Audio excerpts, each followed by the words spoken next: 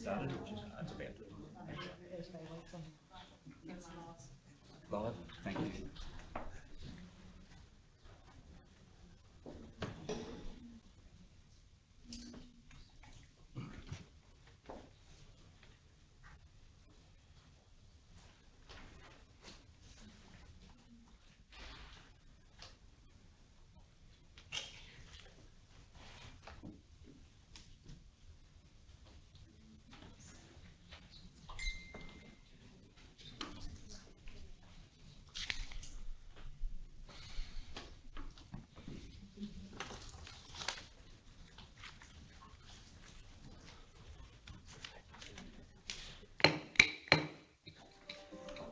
Good morning, everyone. Welcome to the TRC's ordinary meeting for November 2020. Welcome to all our visitors today. This is, given the restrictions with COVID this year, this is the first time we've really had a significant number of people in here, so welcome to everyone. Apologies. Are there any apologies this morning? I do have a leave of absence motion for myself. If Jackie can put that up there, thank you. So basically, I'm seeking leave from the close of business on the 4th of December through to late January, date to be confirmed. But I'd like to move that motion and seek a seconder. Councillor Cardew seconding. Those in favour? Okay, carried. Thank you. Could I ask everyone to be upstanding for acknowledgement of country?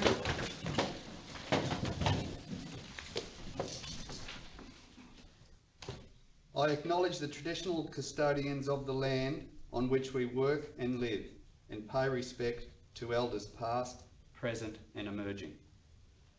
And if everyone can please remain standing, if we can observe a minute's silence as a mark of respect for the community members of for the members of our community who have recently passed.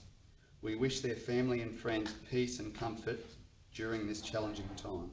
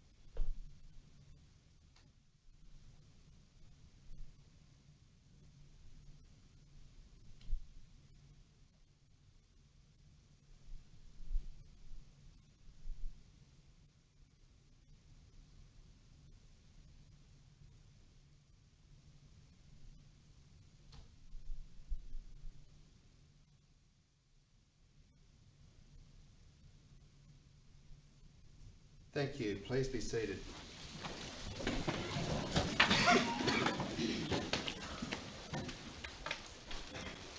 Councillors, item 5. Do we have any declarations for any material personal interests or conflicts of interest by councillors or senior officers?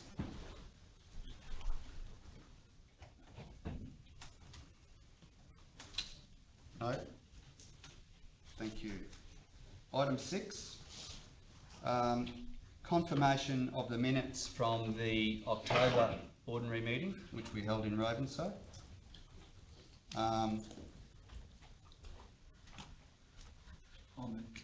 Actually, could I just raise, there's one, before we adopt the minutes, there's one omission that I picked up, which I did pass on to Jackie yesterday, but on item 12.7 of the agenda, we failed to record that motion moved by Councillor Cardew, seconded by Councillor Clifton, was carried unanimously. So if we could just make that amendment that'd be great.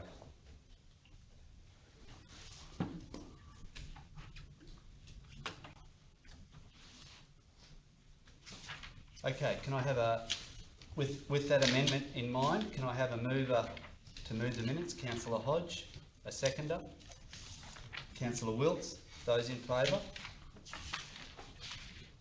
Carried, thank you. And if we could go to item 7, which is business arising or actions out of the minutes of the previous meeting. Yeah. Councillor Cardew. Yeah, I'd just like to bring up item 11.8, which is the Mayor's Community Christmas Appeal. And for those members in the gallery, we had a little thing going on between some of us here, and if he was to wear his Christmas hat in public and have a photo of him with that on smiling, we would all donate to his appeal. So it was in the last week's paper. Having said that, I'm paying my dues. What did you end up with? Same time, if I may, Mr Mayor, I said I'd pay a little extra just to see him in the hat. I was disappointed the hat wasn't big enough, but the smile made up for it.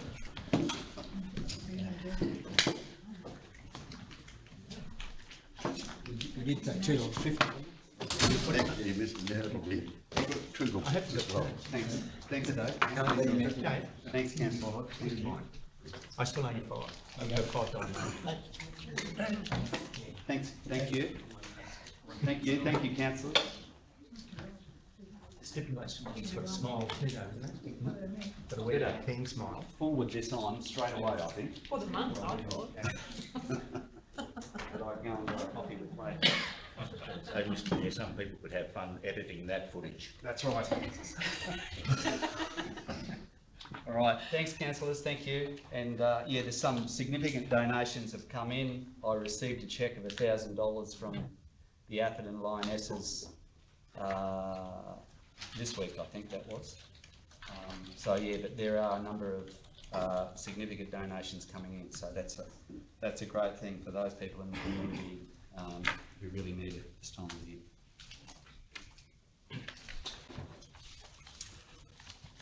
Okay, item 8, deputations and delegations.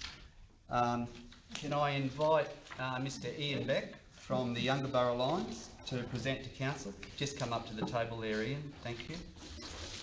Yep, okay, so I'd like to thank council for having us here today, and we've got a presentation I'm going to read off this. The CEO's got a copy and all the councillors have got a copy. Okay. So this is a presentation from the Youngborough Lions Club. Reference is made to agenda item 12.8, lease to the Youngborough Lions Club, pages 343 to 369 of the agenda. Youngborough Lions Club were previously invited to attend the October 2020 TRC Council meeting to raise comments in relation to our clubhouse and facilities and the lease arrangements. The agenda item was deferred to November 2020 meeting. The Youngborough Lions Club became aware of the agenda on Sunday the 22nd of November. As a volunteer committee, we have had insufficient time to fully consider the report. The requested decision is deferred until council have given due consideration to the following comments provided by the Youngborough Lions Club regarding this report. Errors contained on pages 343 and 344 regarding the lease period. With regard to the chronology of correspondence, the first email communication received by the club in May 2019 was not listed. The letter of the 26th of September 2019 listed as sent by council was not received and was in fact sent only 4 days prior to the option period being expiring. Paragraph 2 on page 346 of the report states the Lions have indicated that the future of the medical equipment project is uncertain due to declining membership and lack of younger members. This statement quotes no source and makes incorrect and baseless assumptions regarding the future of the club based on current number and dumbfoundingly the age of its membership. The report then in turn uses these baseless assumptions to reject alternative 1 and alternative 2 outright. After which the report states that council cannot offer any alternative for storage and use of other facilities as per Alternative 3. In the section Lions Club Viability Assessment, it cites once again declining membership and expenses causing viability and sustainability concerns. What is this assumption based on? The Youngborough Lions Club has not supplied financial or membership information, nor indeed has it been requested. The original communication from C. Mitchell in May 2019 was to discuss our lease. At no stage were we even advised by officers that we had a 20-year option. Either council was not aware of this, or alternative, chose to leave it out of the discussion. We are volunteers, so we approached councillors direct regarding our lease and option period on the basis that councillors are our representatives and have the discretion to deal with this matter and to correct the situation. Consequences of our 20-year option not being honoured would be the loss of the original intention of the 30/20-year agreement, providing the security of full life benefit of the assets and infrastructure erected by the club. A term of 3 years does not allow the club the security to expand on our facility to accommodate the ever-growing medical aids project. The loss of the certainty of the community resource of the oval and the infrastructure funded by the club to remain as a community resource in perpetuity. Significant financial burden.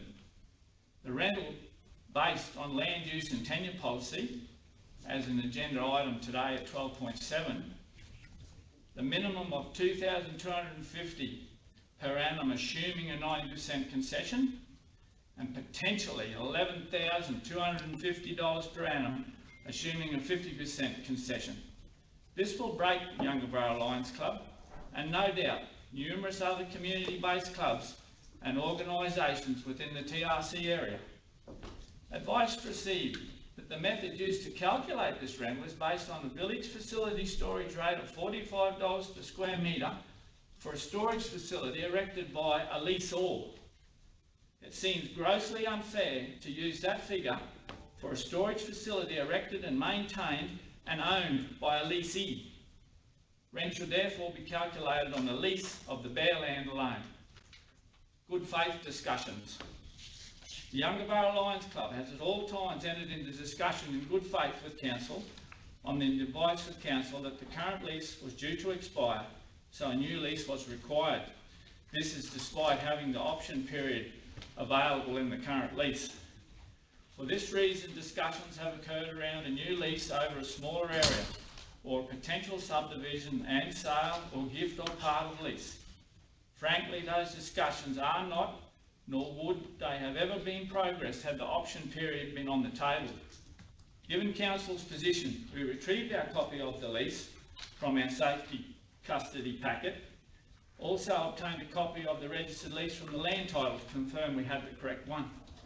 From that, we identified the option period did in fact exist after we raised this with council. We reject a rational underpinning of council officer's recommendation on alternative 1, honour the option. As a volunteer club, we take issue with the last paragraph of this section in the report.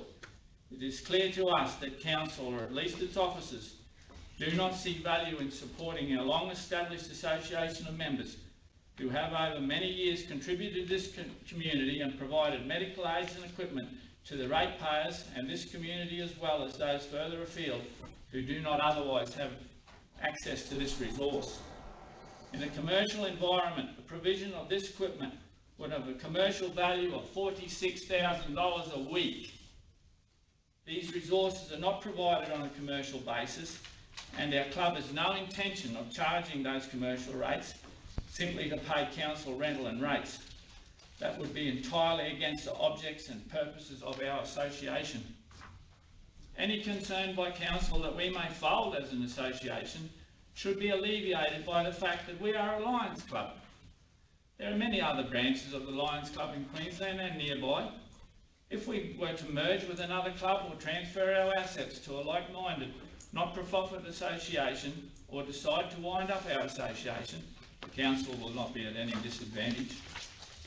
The council report does not detail what council is not prepared to honour the 20-year option. It does, however, justify on groundless information that a new, far more expensive lease will be the outcome, which will be the detriment of the community. On a personal note, Russell Fry, now passed away, who started our medical aid project, was my bestest mate. You will bury me before I allow this medical aid project to fail. We request that Council reject in its entirety the officer's recommendation and the proposed Council resolution. Instead, we request Council pass a new resolution that Council accept the Yungaburra Lions Club notice of exercise of option under the current lease for the option period of 20 years, as stated in the current lease, and delegate the power to the CEO to document the option period in the usual manner. Thank you. Thank you, Vic.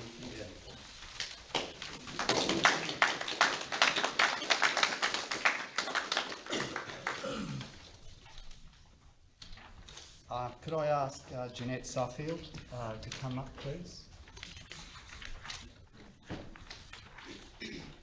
Yeah, I just want to say that I thought that was a really great presentation, Ian, and yeah, unfortunately, and it seems to be the same message actually, that things have been rushed, and actually that's my feeling as well. So I'm here as the president of the Malanda Chamber of Commerce, and I do feel very disappointed at the amount of time that we've had available to address this issue. And like I said, we feel that we need to have more community consultation before a decision is made of such importance. We do realise as a chamber that option 1 is not viable for either the ratepayers or even the caretakers, because like for the last 6 years and for however long they've actually been operating with their hands behind their backs. From our understanding, option 4 or 5, which is the sale or the decommissioning, is not tenable, and to be honest it would cause the biggest public backlash and outcry, the likes of which you've never seen before, and because the community is very passionate about the caravan park, and to make either of these two decisions at this time will be very controversial. So that really leaves option 2 and 3. And again, I do feel at the moment that the facts, we don't have the facts on the table to make either of these decisions. Our understanding for option 3 is that the park's not big enough.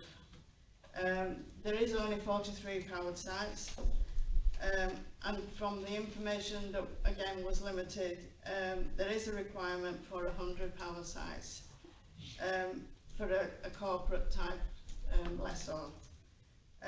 And even if a corporate, even if one of these big fours or these corporate organisations were interested, we feel that it would change the demographics of the park, and it would become commercialised, and it would spoil the very thing that Malanda Caravan Park is known for and loved for and supported for, which is outdoor, family-friendly, outdoor, nature-based fun with the big open spaces and the waterfall and the swimming hole.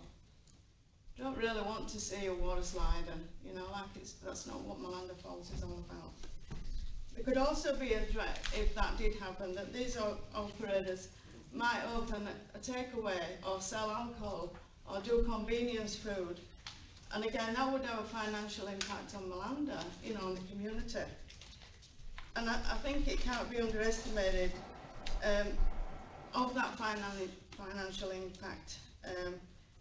And again, there's a lot of community, a lot of financial benefit from that caravan park, for the pub, for the chemist, for the Majestic Theatre, for all those things and all those services that they provide. I know in your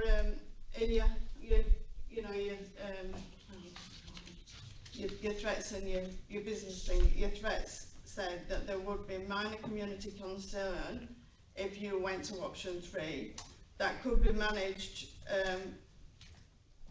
there would be minor local community concern which would be manageable through good public relations. I believe that that would be much more than a minor concern to the residents of Malanda. So that leaves us with option 2 really.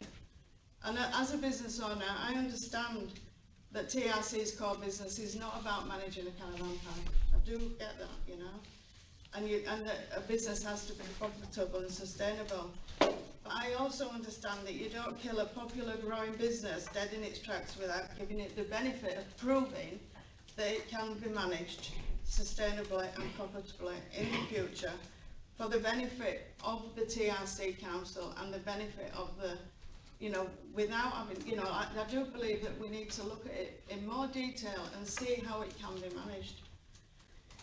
I also understand that it's very difficult to get the staff, the calibre of Rob and Janine. You know, like, they don't come along that often, you know. And I do think that by not involving them with the input, it's a mistake that needs to be addressed. And we do realise that it would need to go to public tender, but at least this would give, you know, an opportunity, if not Rob and Janine, for an ambitious, hard-working and dedicated lesser to have a successful and profitable business and to take the burden off the taxpayers. And if you pass on either of these really without really looking at the benefits, I do think that it gives the wrong message. I think you're going to be giving the wrong message to the community. You know, I believe that you know, our message, our core values, the community trust, local and family orientated. We really hope that the council doesn't prove us wrong. So can we please ask that more analysis is done of option 2 and 3 before you make a decision? And you know, that's what we hopefully that you know, you'll listen and you won't rush. All right. Thanks, Jeanette. Thank you.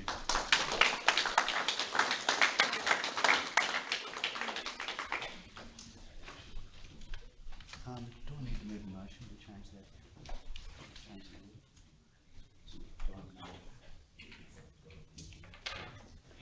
Yeah, okay. Given we've got a couple of large groups here today, I'd suggest we change the order of business, and I've got a motion there that brings forward the Seven Sisters Trail, which is item 12.1, and also brings forward the Malanda Falls Caravan Park, which is 11.4. So could I have a mover to bring those 2 items to the table now? Councillor Wilts and Councillor Clifton. Those in favour? Carried. Thank you. All right. So we'll go straight to item 12.10, Seven Sisters Trail. Could I have a mover to receive the report and open it for discussion? Councillor Cardew, and a seconder, Councillor Wilts. Okay, who'd like to go first? Oh, sorry. Can we vote on that, thanks? Thank you, Carrie. Yep. So who'd like to go first? Yeah. Councillor Cardew. Yeah, thanks.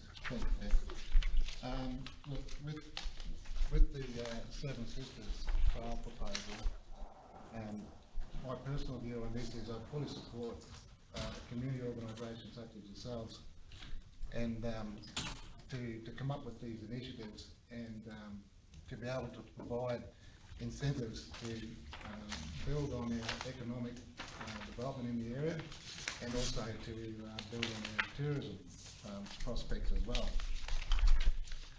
One of the things that this council is faced with, and this is all new for us because most of us serve on this council, is that while we support this, or while I support this at 100%, what I don't support is the fact that you want council, or it's been expressed that council will actually drive this and maintain it and pick up whole of life costs, and etc. So from my point of view, is that we've got too many of these donated assets that are draining council financially. We've got too many. We don't want any more from my point of view. So I've proposed an alternate motion, which I'm hoping that will satisfy the SAOs and Tora. Basically, it supports your adventure. So I'll be putting that up. I won't be supporting the officer's recommendation. If the motion doesn't get up, I'll be putting up an alternate motion, which will be on the board for all to see. Councillors, anyone else like to talk further on this? Councillor Clifton. Look, I see, thanks Mr Mayor, I see Councillor Cargew's alternative resolution as stating the same as the first resolution, but in a different way. It still states extensive TRC support, but it basically says, if you're going to work on our assets, if you're going to work with other people in the area, let's have a memorandum of understanding. It doesn't take a lot of effort to do, which prescribes what you're going to do and when you're going to do it, so we're across, not to stop, but to make sure for the rest of the community that they're involved in it as well. I think it's a great low-cost use of TRC resources, unused roads. I think it's great community involvement. I think it's got really good economic outcomes, potential for really good economic outcomes. And it's got good health and family outcomes. But, there's always a but in these situations, it's difficult to change. We're talking about a change of land use, if you like. It's been used that way for a long time, for generations. An alternative use of resources, which in itself creates concerns amongst, amongst some, but concerns amongst others. In particular, I think the issue of Peterson Creek, I've walked through there with donkeys, and I've walked through there with the landholders, and it really is a very problematic part of the proposals being put forward. I think it's unsafe, personally. I have seen almost a tragedy occur there, not with human life, but with animal life, whilst I was there sort of watching.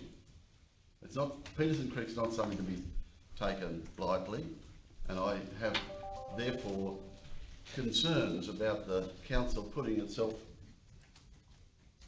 approving a project with Peterson Creek hanging there, if you like.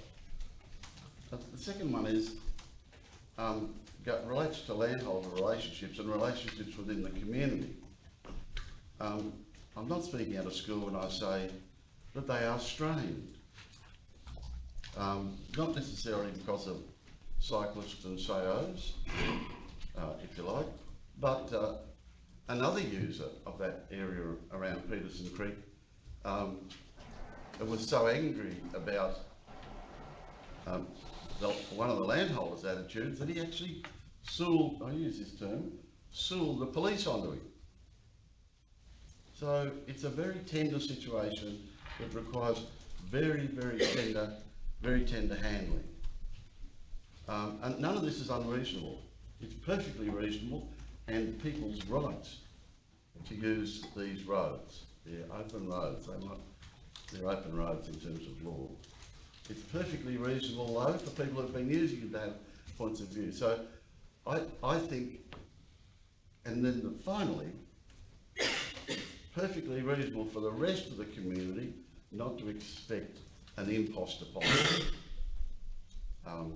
by an extension of the costs that council inherits from, that has inherited from the past. So I endorse the putting aside of this proposal, and I endorse that proposal. I think that proposal creates a pathway for working through it, talking it through. What are you going to do this week? We're going to have the memorandum of association of understanding is a good approach. Thanks, Councillor Clifton. I'll go to Councillor Hayden. So to me, I support this motion, and the simple thing, can I ask a question, is that aren't we responsible for our whole entire road network from the 60 metres from the centre line out 30 metres each way? Because it doesn't matter whether we're responsible for the whole life of our roads. And yeah. aren't they within our roads? That's all I ask. Through the chair, technically, yes, so council is the custodian of all road reserves, dedicated road reserves within the local government area, except obviously for main road reserves, and private roads.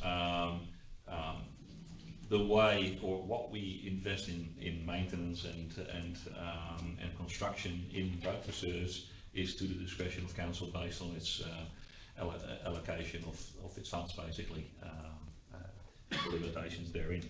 So where we haven't constructed a road reserve, technically we're the custodian, but we haven't actually built a road. So we're not obliged to do any maintenance on those sections or to maintain it to a certain level. That's totally up to council's discretion. So yeah, I don't know if that answers your question. So almost good, but we're still liable for the depreciation of that if it's building our road reserve. So where we make an improvement to a road reserve by actually importing material and building something that wasn't there originally, then we're adding capital value, which we have to depreciate. An unformed road that's not being used as a road reserve is just natural land where we haven't done any improvements. There's no value other than the land, and land is not appreciated because land maintains its value. Thank you. Councillor, we'll go Councillor Bilney and then come back to Councillor Cardew. Yeah, through the chair, in the last term of council, I fully supported this initiative from SAOs, and as I still do. And I just commend the proponents on their work over the last 18 months in putting this together. I do want to reiterate, and Councillor Clifton did state some of these comments, that the SAOs continue to work with the affected landholders so that all can coexist going forward for the benefit of the wider community. I also do hold some concerns about the traversing of Cleveson Creek Crossing and look at ways to try and mitigate that safety component as they do travel over there. But I think the officer's recommendation, as per the report, is sufficient, and I would be supporting that recommendation.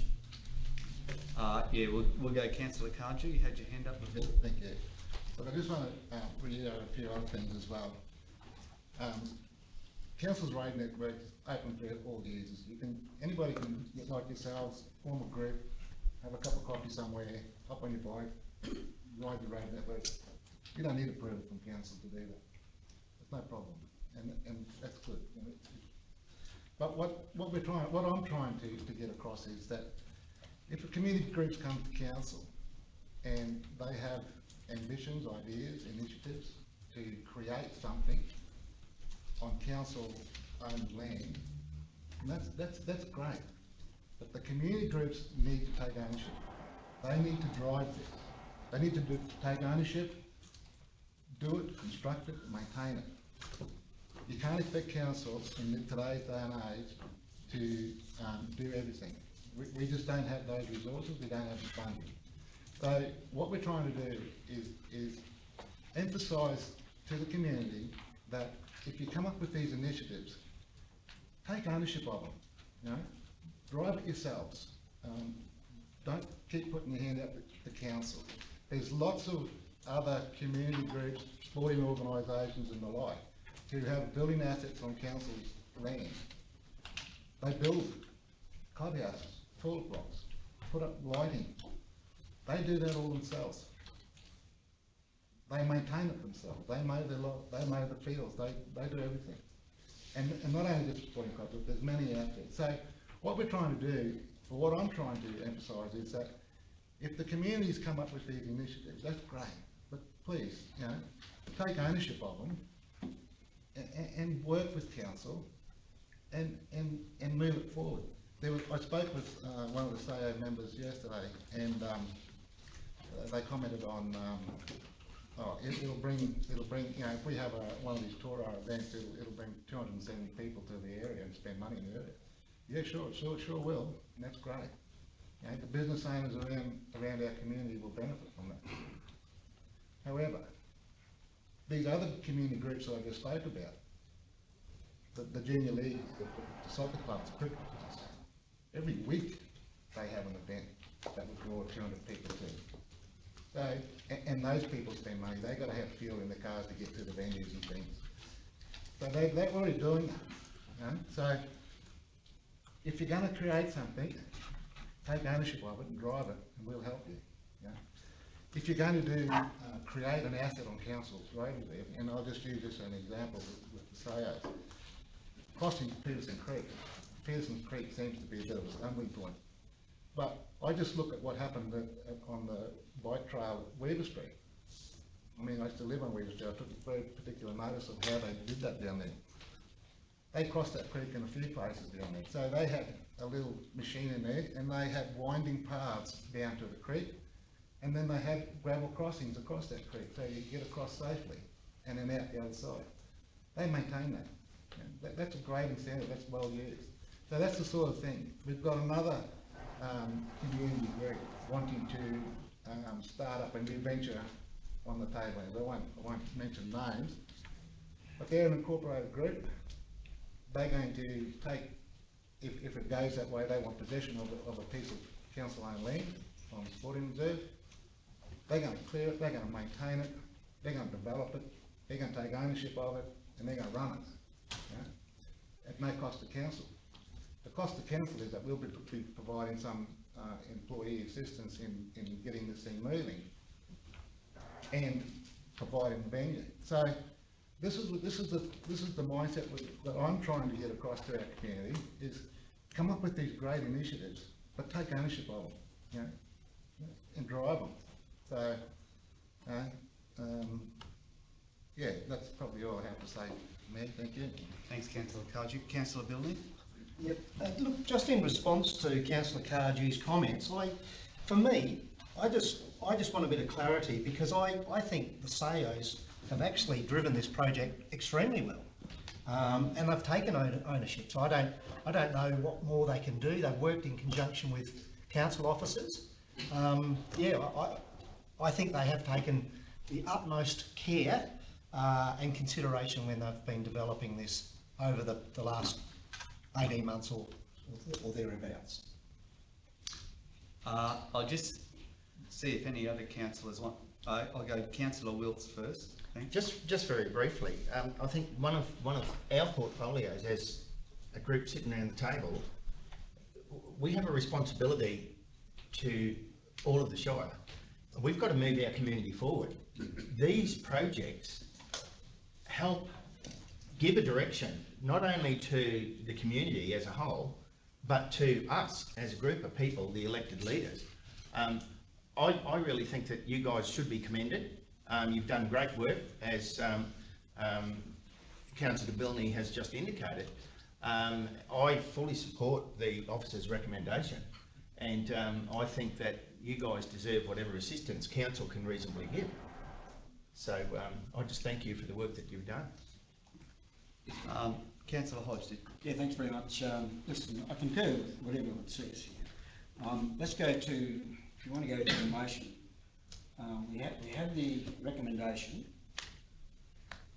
So therefore, do we move, we go there first, then we have the amended motion? Well, to clarify that. Councillor Hodge, we'll get to a point where we've exhausted the discussion, and I'll ask a councillor to move one of the motions, either the one in the report or the one on the screen. Okay.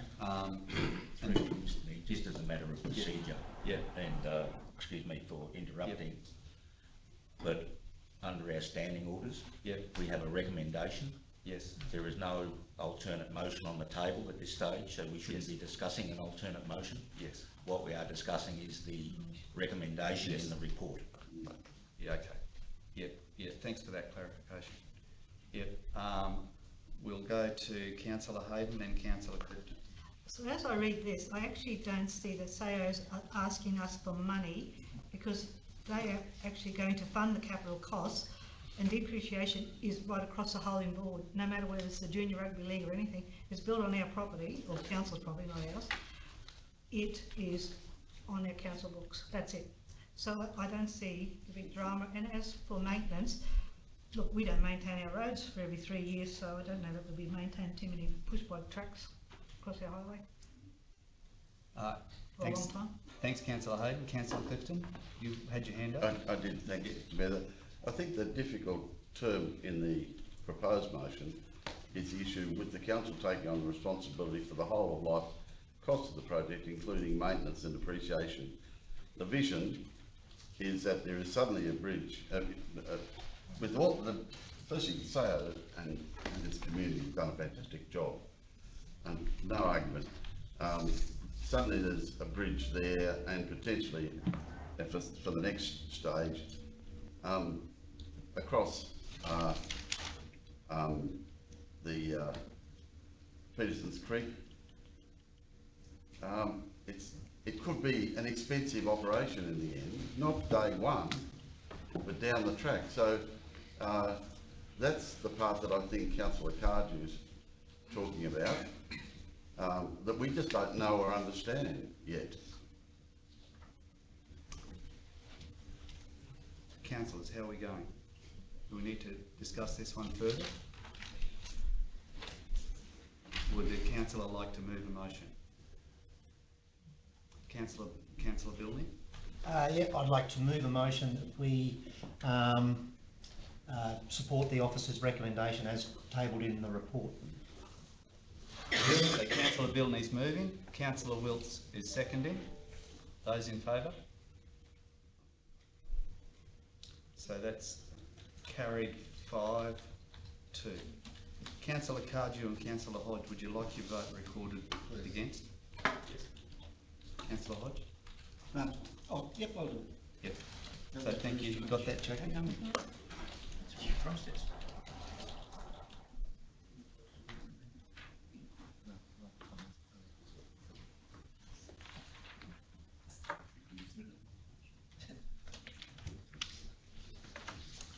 Can I just have a point of order there, if you don't mind? When it's moved and second, yes, the motion, a councillor has the right then to move an amendment before that is voted. Seems to me the normal process is that while the discussion's happening, an amendment to that original motion may be moved, but this is now carried. There should be no further discussion on it. There should be no further amendments. Council has finished its dealings with this particular recommendation or motion. It is now a resolution of council.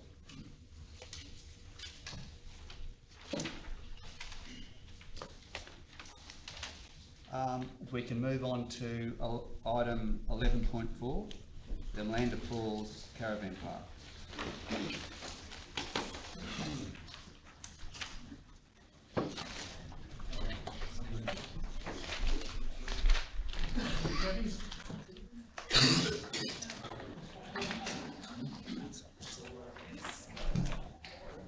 Could I have a councillor to move that we receive the report and open it for discussion? Councillor Hayden, seconded Councillor Wills. Those in favour? Thank you, carried. Yeah, councillors, who would like to go first? Councillor Bilney. Yep, through the chair. James English gifted this parcel of land to the community to establish a caravan park post-war.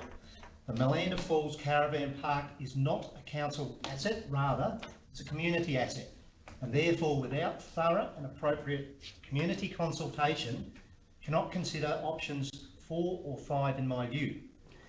It is generally agreed that the current modus operandi for running the park in this manner does not work, and that a manager, rather than the caretaker, would make a substantial difference in the performance of the park and its ongoing viability.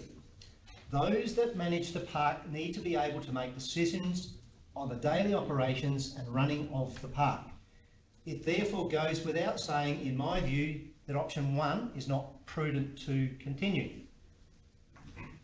Option 2 will allow the engagement of management contractors through a formal tender process, therefore allowing operators to have a vested interest in the decisions made in the park.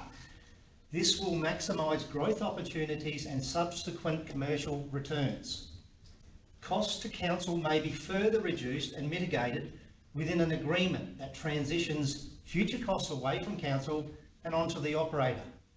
This could be arranged through an agreed sliding cost scale. Ultimately, the intent would be to see the park as a commercial, profitable venture that continues to support the economic growth within the Greater Tablelands region.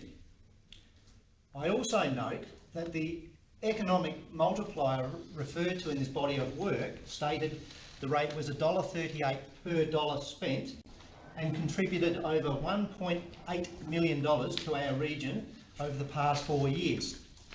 I firmly believe the next 2 to 3 years will continue to experience growth within domestic tourism, and that further mitigates reasoning to retain ownership of this community asset. It's also interesting to note that over the past 4 years, capital costs were $302,000, and over the past 10 years, $482 was spent.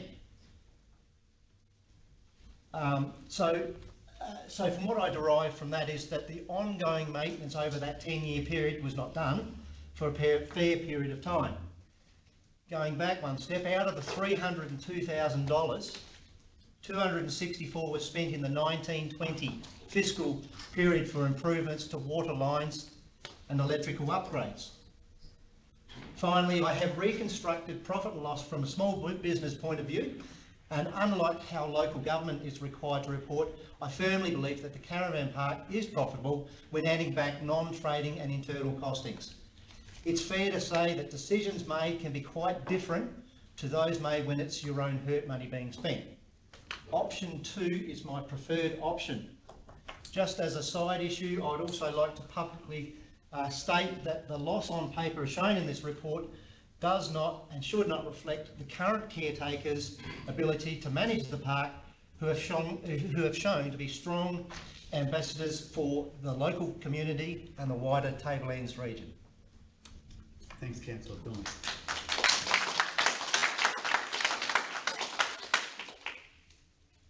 Councillor Wills? Yeah, thanks, Mr. Mayor. Yeah, I echo a lot of the sentiments of my fellow councillor. I totally accept that this council wants to pull back in the apron strings that we've been hurting financially over a given period of time. However, to me, we have to look way beyond that. Dave mentioned before the factor of 1.38, how accurate that is. We can only go on what's in paper, and we had we're audience to a meeting the other day where that figure can fluctuate from 1.1 up to 1.9, and we're at 1.38, so we're sitting in the middle there. But the huge socio-economic factors that have to be included, as the presentation by Jeanette this morning, and thank you for that. The money that goes back into the economy is something that can only be a guesstimation, really. We have no idea of what benefits actually come from a little caravan park. The tourism dollar stretches way beyond Melinda, and it goes throughout the whole Shire and beyond. Just taking into account what Councillor Wilney has just brought up, it was immediate apparent to me that this matter has to go way beyond where we're sitting with it at the table at the moment. I believe we have more work to do on it. It's certainly not a thing that I feel should be rushed into without substantial community consultation, even an explanation as to why council have brought it to this point. And there's got to be full understanding. If it works out that we have to really reconsider what Dave and I have the belief in at this point in time. If we've got to consider options 4 and 5 way down the track, we want to know, and we want the community to know, that all other options have been exhausted. We have a huge responsibility to the general ratepayer to make sure that your rates are spent correctly. And we've got to look at where the money that we do spend goes to benefit the community as a whole. So to me, even though it's putting it off to a further date, I believe that this has to be subject of ongoing workshop. Thanks, Councillor Wills. Mr Mayor, can I just make a point of clarification? I'll come to you now. Sorry, Councillor Hayden. That's okay. Off you. I think it's important for everyone to understand that this is the first step on a long journey. The report contemplates further reports to Council on the direction that Council gives today. So it's certainly the beginning of a journey, it's not the end of it today. Jeanette made the comment before about option 3 when we refer to a commercial park operator. I just want to clarify for councillors and members of the public that that doesn't mean a Big 4 or the NRMA or any other big player in this space. What it refers to more is leasing it out to a person or persons or an organisation on commercial terms. For example, the current managers may be interested in putting in a tender. That would be considered under option 3 if they wanted a lease, for example. So it's open to anyone to put in a tender for a lease if that's the option council chooses. It's certainly not intended to limit the game to the big players. Thank you, Mr Mayor. Thank you. Councillor Hayden. Okay. So just so you all know, domestic, international and camping visitors spend 6.5 billion within Australia each year. Caravanners support local operators in peak tourist times, and caravan park facilities underpin a lot of events and functions in our smaller towns. The Malanda Caravan Park is valued among the local community, and it contributes to the local and regional economy. If the caravan park is sold to the tablelands, if the caravan park is sold, the tablelands could lose accommodation services for the local area, which in peak tourist season could be a problem for the community at large. Some businesses may be supportive of their rates supporting the caravan park as the caravans support their businesses. Thanks, Councillor Hayden. Councillors? Councillor Clifton. I support what the CEO said. This is only the start of a process. It's not a proposal to close the caravan park. It's a proposal to look for other viable options, because underpinning this are the rest of the ratepayers of the Tableland Regional Council, who per household on these figures are paying this year $9.34 to subsidise the operations of the Malanda Caravan Park as it currently sits. In the year before, they paid $13.14. It's no reflection upon the management, the existing management of the caravan park. It's a reflection upon the past decisions of Tableland Regional Council. Some people will feel that's an inappropriate thing to say. It's also based on the fact that a council is constrained by a thing called a non, what's it called? Competitive neutrality. Sorry? Competitive neutrality. Competitive neutrality and a non-competitive policy. An owner like a council can't get into the mix with anybody. We're constrained from doing that. So no reflection upon, people are doing their best. It's in the wrong environment. If you go back and look, so in every household in 17-18 paid $13.39 to support the caravan park at Malanda. In 18-19, every household in their rates, paid $13.14. This year, every household's paying $9.34. That's a bleeding that has to stop. My view is the best way is option 3. Throw it onto the commercial market. Let the commercial market, bearing in mind that it's not a dollar thing, it's a stemming the flow of bleeding. It's not trying to maximise the profit. That's not what it's all about. Stemming the flow of bleeding whilst providing a service within the community. That balance, I believe, can be reached by option 3. If it doesn't work, if the commercial interests of the world say we can't make a quid out of this, then we have to go back and have a really good look at it to see if we want to continue with the rest of the TRC subsidising to the level it is. I support option 3. Thanks, Councillor Clifton. Councillors, Councillor Hodge. Yeah, thanks very much. This is on face value, when we have the figures of the land of Caravan Park, that over the last 4 years, in an operational sense, we've lost $500,000, and we've also put in the capital side of another $300,000. So as a councillor, they're the figures, that's the information that we've got to base our decisions on.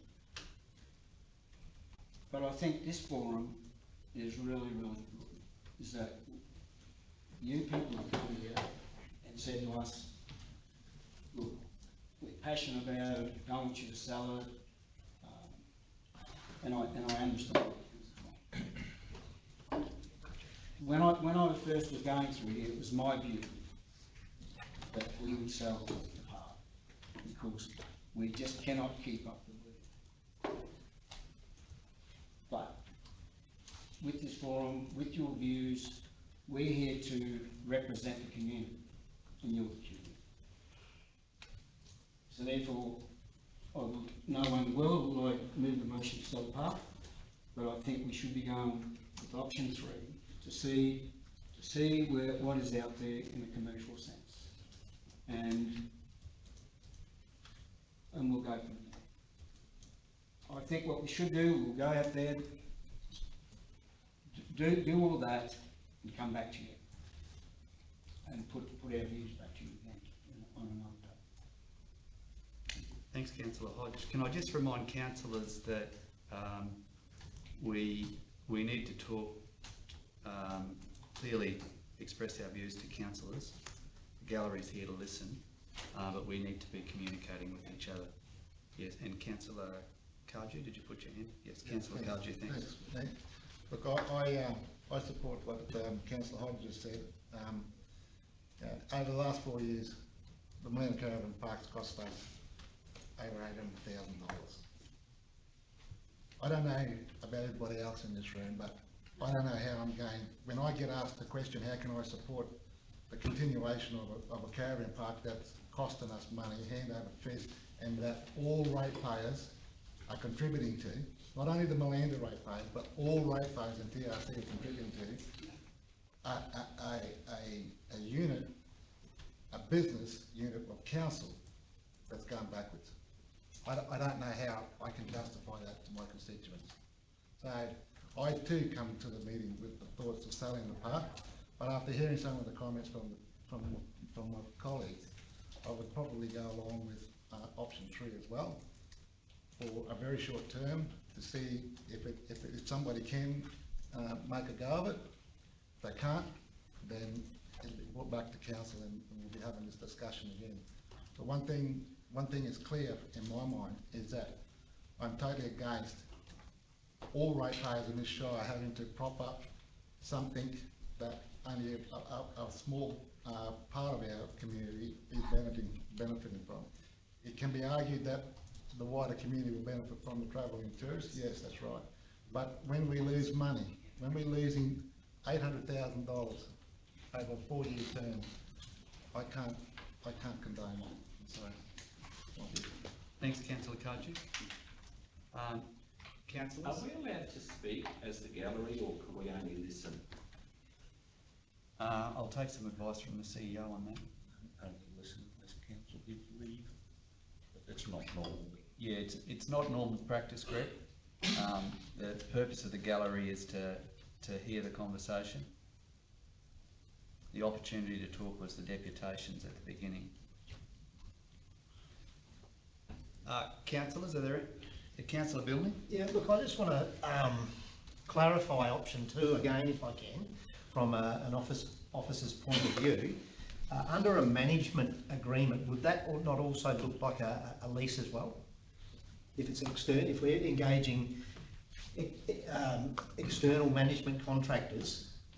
So if I may, through the chair, there's a fine line, I think, between option 2 and option 3, where depending on how you negotiate either the management agreement or the lease, determines how much control and how much ownership the operator of the Gareth Park has.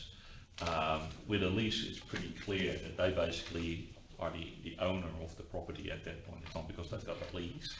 But there might still be a negotiated outcome where, just like with the pool that we recently put under a lease, where council still contributes to assist the lessee to actually operate the facility and in a sustainable way, financially sustainable way. That might still be the outcome if you go with option 3 for Millennium Caravan Parks, but technically the lessee then has complete ownership and control over the caravan park, its day-to-day operations, and in their tender they could nominate what contribution they require from council to make that happen. And that could be on a sliding scale going down as well, depending on them making improvements over time and making the caravan park operations more viable. With a management agreement, it's pretty much, we still own all assets, we still own the caravan park, we basically negotiate the level of investment for maintenance and upkeep that the contractors basically deliver. They get control over the day-to-day operations as to how they manage the use of the site. But we might still be much more liable for renewals and upgrades of assets and things like that. But that's how you negotiate that. But it's the difference between the two options is who actually owns the facility. If you lease it, they own it. Management agreement, we keep ownership and control. Through you, Mr. Mayor, if I could just add just a further phrase to that. The difference is really option 2 is based in contract law, option 3 is based in land law. The certainty from option 3 for an operator gives much more security and much more strength. For example, the operator under option 3 is entitled to quiet use and enjoyment of the premises without interference from the landlord by a matter of law. Councillor Clifton. Question addressed to officers. In the case of the national competition policy, which is a constraining matter at the moment, does that apply in option 2 and in option 3, or is it not in option?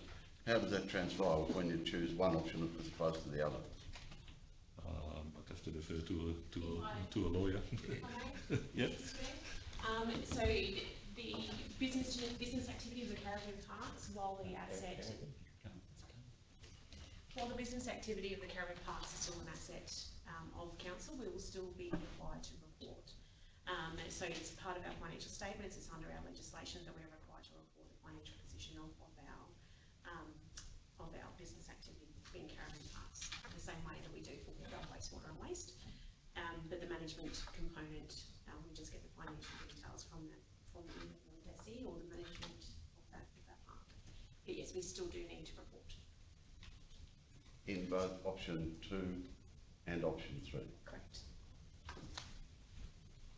The difference is, and through you, Mr. Mayor, again, is that if we've got our finger in the pie, to put it in simple terms, and we're setting fees and we're setting charges, we're involved in the management, then we've got obligations under the national competition policy not to give council an unfair advantage over any other private operator.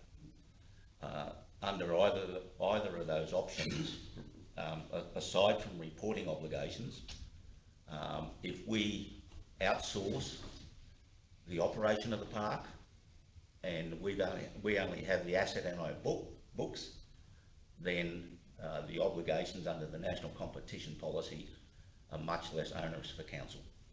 For example, at the moment, a component of our finance staff costs are attributed to any business activity we undertake in competition with the private sector. That would likely cease under some of these arrangements.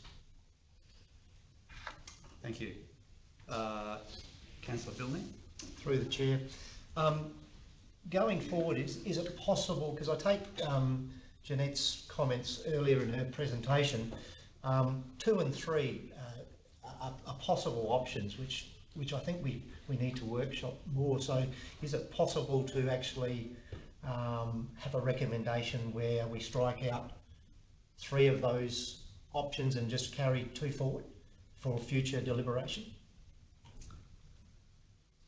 Well, look, I can be corrected by the CEO here, but I think the way to go forward from here is we test the options of the recommendations that are in the report.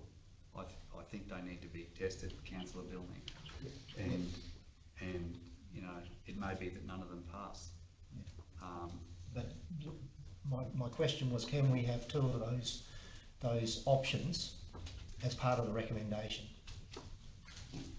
Well, it's not either or, it's a combination. Yeah, that would be an alternative motion, I'd imagine. Yeah, through you, Mr. I'll take Mayor. some advice on that. Yes, thank you, Mr. Mayor. There's no recommendation on the board at the moment. There are 5 options. It is open to council to say, as Councillor Bilney is indicating, that it could be, for example, that the motion is that council further explore options 2 and 3 and request a workshop and a future report to council. And as I stated previously, it is the intention, whatever is decided here today, to do a detailed report to come back to council to examine in detail the preferred option or options. So there's certainly going to be further work done and further detail provided to council before your decision is finalised. Councillors, I just have a question. Did you put your hand up, Councillor? No. I just have a question. And this is a question for officers, perhaps yours, Hilary. If council did adopt option 2 or option 3 today, one of those options, what would be a realistic time? What would be a realistic timeline to get the documentation ready, or the sufficient work done to then be able to go back to market, or to market to find an operator to do one of those? How much work is involved? Is it? So if I first may add, through the chair, so one of the reasons why this report came about, as you know, is that the existing management agreement arrangements for both the Atlantic Careful Park and the Lakeside Careful Park were about to cease. So we've recently come through a procurement process for a 1-year management arrangement, and we're currently in the process, if we haven't already done that, to award those 1-year arrangements to the people that have put a price in for that. So that basically gives us 1-year grace period to work through whatever option council wants us to look at, to work through that and come back with further information and recommendations in regards to that. So we do have a bit of time, obviously. We also have a clause in those arrangements that we can end those arrangements with a 3-month notice. So if we want to end those earlier, if council is mindful of one of those options and they want to pursue it quicker, we can do that with 3 months notice. Yeah, look, I understand there is some time there. I guess my question was, is it a couple of months' work for council to prepare or is it 4 months, or so if we go roughly how long? So if we go through a full lease arrangement, I would suggest that it would be somewhere between 4 and 6 months to basically get on the market, responses analysed, and a recommendation to council to award, pretty much. Okay. Councillor Clifton. Thank you. Thank you. I'm going to, Mr Mayor, thank you. Yeah. I'm going to put forward a resolution. I move that we make a decision based on option 3. That the council resolves to continue the Melinda Force Carrier service by leasing the land and buildings and the commercial park operator under a lease agreement. I'd like to move that. Okay, so we have Councillor Clifton is moving option 3. Do we have a seconder? Councillor Hodge is seconding option 3. Just clarification, if you don't mind, it's just reiterate what the officer said, that there is now a 12-month period for the current operators to continue. Just one clarification. Just correct. Mr Mayor, it's, I think the General Manager said up to 12 months. Councillor Bilney. The process, if Councillor Clifton puts up a motion and he gets the support of council, and yet I've got an alternate proposal, do I not get the opportunity to raise that as an alternative as well? Through you, Mr Mayor, under our standing orders, what is on the table at the moment are the options. It's up to council to decide one of those options. If they choose not to, then it opens up the opportunity for alternate motions. While this is on the table, it is my opinion with respect that amendments to the original options can be put forward, but if it's an alternate that is completely different, I would suggest that can't be put forward until the decision is made about what's on the table. Long-winded way of saying it. So, yeah, so that's my understanding too, Councillor Bilney. We need to deal with, we've got a mover and a seconder to the option 3. So we actually need to deal with that now. So who would anyone else like to talk to the motion that's currently on the table? Councillor Clifton. I'm satisfied that with the advice we've received from officers that we have up to a year for lots of negotiation, lots of communication. My putting forward option 3 in this way narrows it down so we can be specific about it.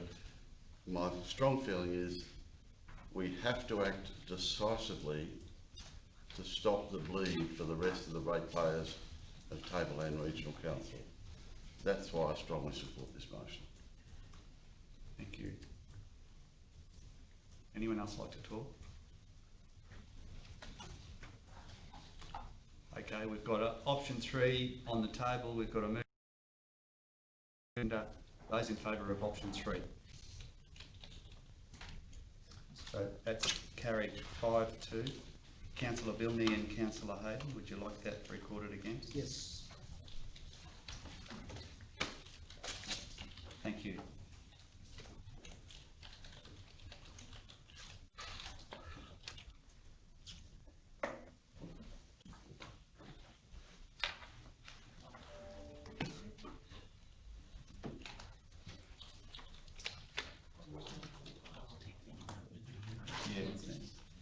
Yeah, councillors, it's 10:15. We will adjourn for morning tea. So could we come back at 10:30? We'll take a 15-minute break.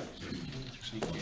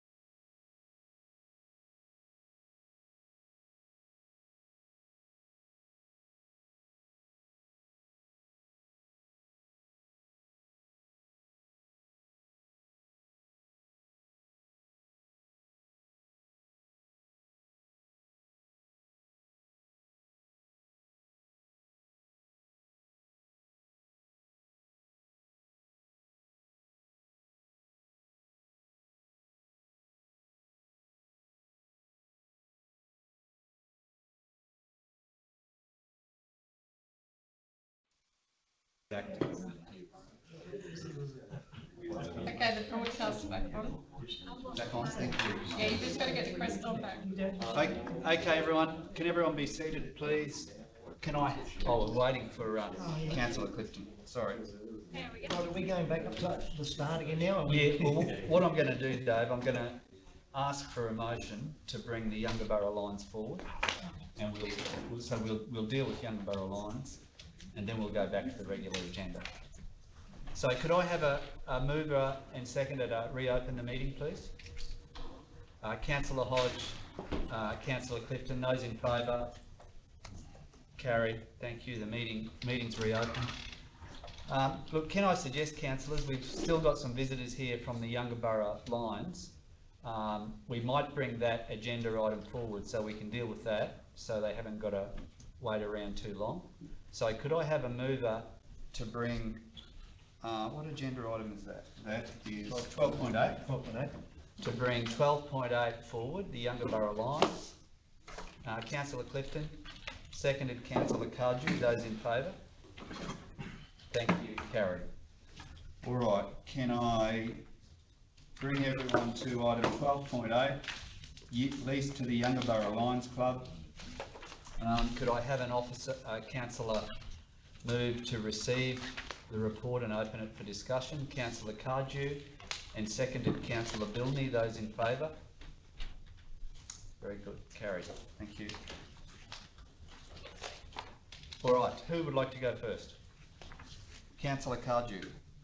Thanks,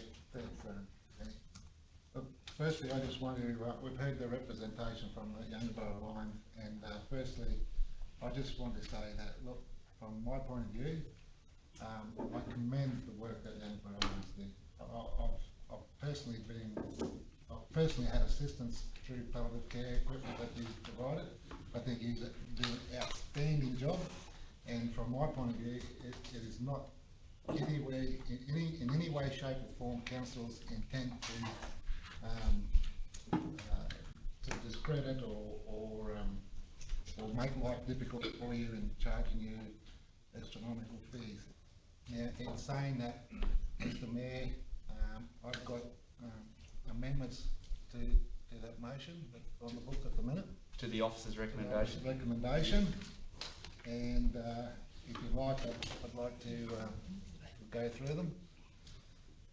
Well, yeah, you can do that, Councillor Karju, if you'd like to talk to those.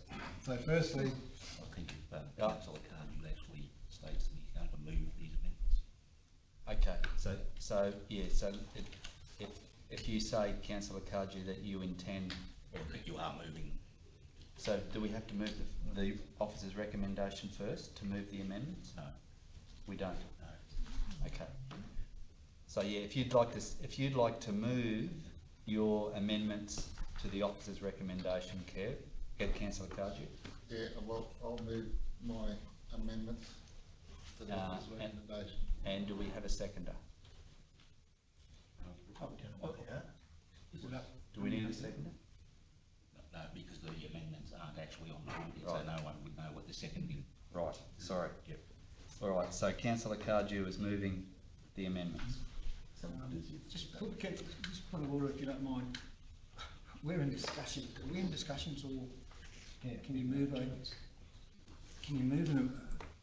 amendment or something while we're in discussion? I would think you can. Take your course. We'll go Councillor Bilney. Yeah, through the chair. Again, if an amended motion gets put forward, we have no chance to talk to our own side of things. I just don't understand the process that we're going through.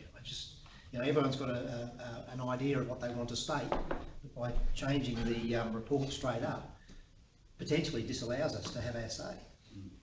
Well, look, can I just backtrack a bit? My understanding was we've opened the report for discussion, so we've done that.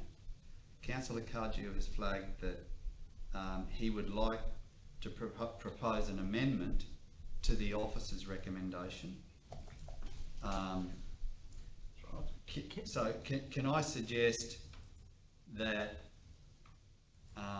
Councillor Karju explains what the amendments are, and then it's just back to an open discussion. There's no motion on the table. Councillor Cardew has explained what his proposed amendments are, but we still haven't got a motion that we're about to vote on. All we have is an open discussion, and Councillor Cardew said, I've got these amendments to the officer's recommendation for consideration. So I think there's plenty of opportunity there for councillors then to come in. Is that right? Yeah, there's a number of ways you can do it. Mr Mayor, Councillor Cardew can elect to hold off on any amendments, have an open discussion, and then Councillor Cardew can elect to move the amendments. So it's splitting hairs. Yeah, we'll go to Councillor Wilts. Just might be a bit of ignorance to meeting protocol, but like if we're not going to agree with the officer's recommendations, aren't we, like, do we just say no? Do we vote against it and move a motion as Kev's indicating? Or I don't see how we can amend the officer's recommendation. Either we go with it or against it. Yeah, look, my understanding is we're calling it amendment because Councillor Cardew is proposing that his changes do not go against the intent of the officer's recommendation. Therefore, it's an amendment. It's not an alternative motion. It's an amendment to the officer's recommendation that he's flagging that he would like to put up. So he's letting councillors know. So does that answer your question, Councillor Wills? To a point. To a point. Like it's Well, that's still standing not. orders here. And it says the council is required to move a motion, and then another council is required to second the motion prior to subject of the motion being considered by council. The motion has been moved and seconded, becomes subject to the control of the council and shall not be withdrawn. Subject to clause 10 of the standing orders, other councillors can propose amendments to the motion, which must be voted on before voting on the final motion. Yeah, well, yeah, that's right. Yeah, What we're saying. yeah. Councillor Clifton, did you I have your hand? was just going to confirm that. I would expect that we've got this motion on the table. We can formally lead amendments to it. We haven't got the motion on the table yet. No, not the. All we've done is open the report. All we've done is open the report for discussion. Councillor Cardew's flagged that he has an amendment to the officer's recommendation. So we haven't moved a motion yet. We haven't moved. It's on the table for discussion though, and we can then it's on the seek to table for amend discussion.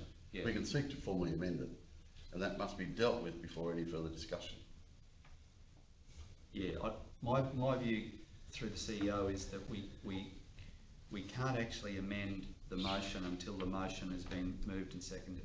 Then we can amend it. Through you, Mr Mayor, the difficulty that we're facing at the moment, if we're in that transition with our standing orders, you'll recall in the early days we didn't have in our standing orders to move and second it to open up for discussion. It was just those standing orders are written to move and second, put that on the table, and then it would be discussed. But council elected some time ago to put a further step in there to amend it and open it for, open it for discussion. So those standing orders that we have in front of us are the old way that we did business. As you're aware, we're in the process of amending our standing orders significantly to accommodate the way we're now doing business and the way we have to do business under the amended Local Government Act. So they will be coming to council most likely in January, I'd say. So if there's any debate, if there's any confusion, you can move to suspend the standing orders, and then Mr Mayor, you can do it whatever way you like. Well, look, can I make this suggestion, councillors? Councillor Cardew has proposed that he's got some amendments to the officer's recommendation. If council's of a view that we have a mover for the officer's recommendation, then we have a seconder to the officer's recommendation. Councillor Cardew then can flag his amendments so we can see the officer's recommendation, Councillor Cardew's amended officer's recommendation, and can we deal with it that way? Will that work? I think so. For councillors? Through you, Mr Mayor, I think the most important thing is we don't want the standing orders to stymie open debate by councillors on any issue. So those standing orders at the moment, as they are, they're quite bureaucratic. They're very procedural. I think the important thing is in any meeting is that councillors get to have their say. Councillor Wills? Yeah, through the mayor, I fully agree with that, Bob.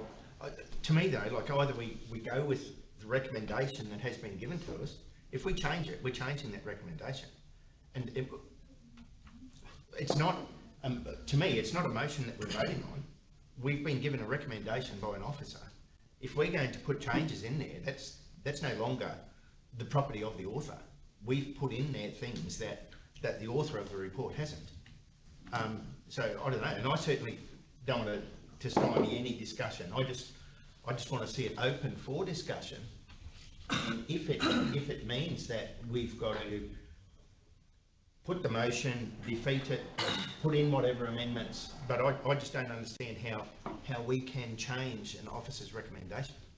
Through you, Mr Mayor, I can talk to that, and I'm quite happy to talk to that. And thanks for the question, Councillor Wills, because it's an important point to be clear on. This is simply an officer's recommended motion. Council is not bound to accept that. You're entitled that if you want to, I'll use layman's term, if you want to tweak it, then under the standing orders you're permitted to amend it. And I've seen some of Councillor Cardew's proposed changes, and in my view they are simply amendments.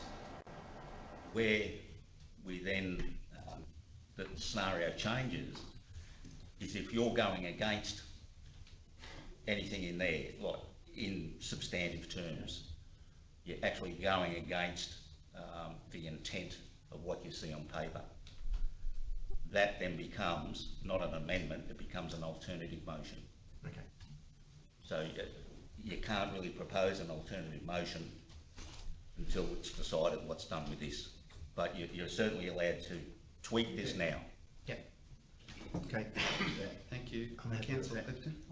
Oh, well, I was just going to say then it's not time for an amendment. It's a matter of Councillor Cardew tweaking. He can talk to it as much as he likes, but it's on the table.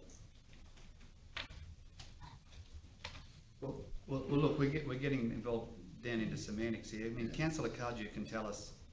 He can tell us what his amendments are, but there's still not. Yeah. So Councillor Cardew's flagged he's got some amendments to the officer's recommendation. Would anyone else like to talk or to move the officer's recommendation, or we can just keep progressing? Councillor Hodge? Move the officer's recommendation. Councillor Hodge is moving the officer's recommendation. Do we have a seconder? Councillor Clifton is seconding.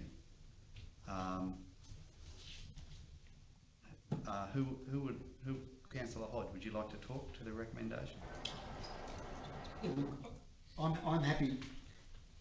I've moved the officer's recommendation, so now we can, someone wants to tweak it or someone wants to amendment, I've given them the opportunity to do so.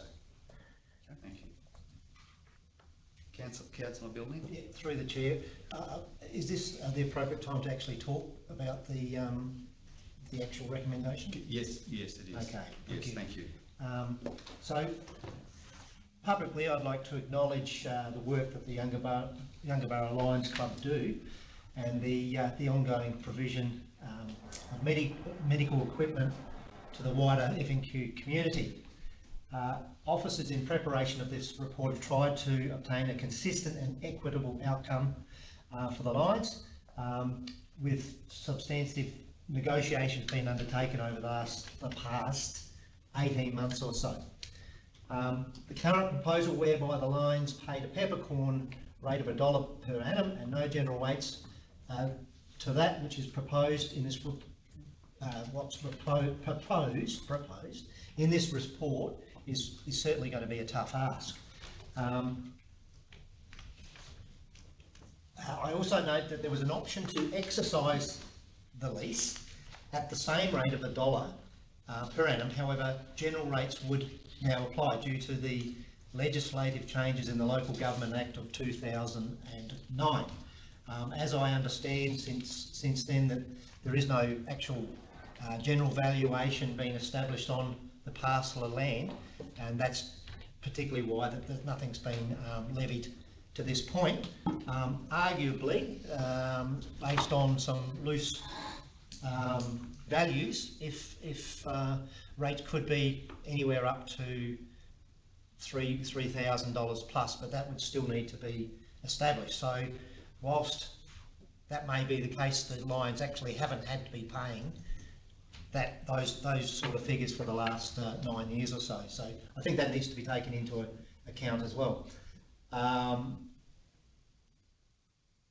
In my opinion, whilst formal expression to exercise the extension of the lease was not undertaken, I think it's fair to say that the Lions may have presumed this was the case, that it was going to be enacted on, and arguably it was faults on both parties, not actually bringing up the extension as a compensation piece. I still see some issues with this, particularly from general rates being levied, because we don't know what they are, and I think we could either defer this for the point till we establish what those actual costs may be, and then we can determine a way forward there, because I think we're still shadow boxing about costings to a point. Yeah, look, I just note that there was an option under that lease for 20 years, and maybe we should be looking at that as honouring it. Thanks, Councillor Bilney. Councillors? Councillor Cardew? Okay, now for me to look at my amendments, Mr Mayor. Well, if you've got some amendments there that, if they can be put on the screen, if that's possible. It's difficult for councillors to just listen without being able to read any amendments, if that's possible. Jackie? Yeah, they're up in Thank you. If there's no further discussion from anyone else before this happens, Mr Mayor, then I'd suggest that Councillor Cardew moves these amendments. But if there's further general discussion before that happens, Yep. I think it would be easier as a matter of process just to have that general discussion first. Yep. So, councillors, is there any general discussion before Councillor Cardew moves the amendments? Councillor Clifton? I just would like, if it's possible, to highlight the amendment. I'm not sure what was amended, if you I can talk think to that. If you like, through you, Mr Mayor, Councillor Clifton, we can talk through those as we go through. So Councillor Cardew now, as a matter of process, is moving. Yeah, so Councillor Cardew, would you like to move the amendment that we've got up on the screen? I'll move the amendments, Mr Mayor. And do we have a seconder? I think before we even by the seconding, if we can just highlight, not highlight or speak to or identify what those amendments are. Okay, all right. So Councillor Cardew, would you like to talk to the amendments you're proposing? Thanks, Mr Mayor.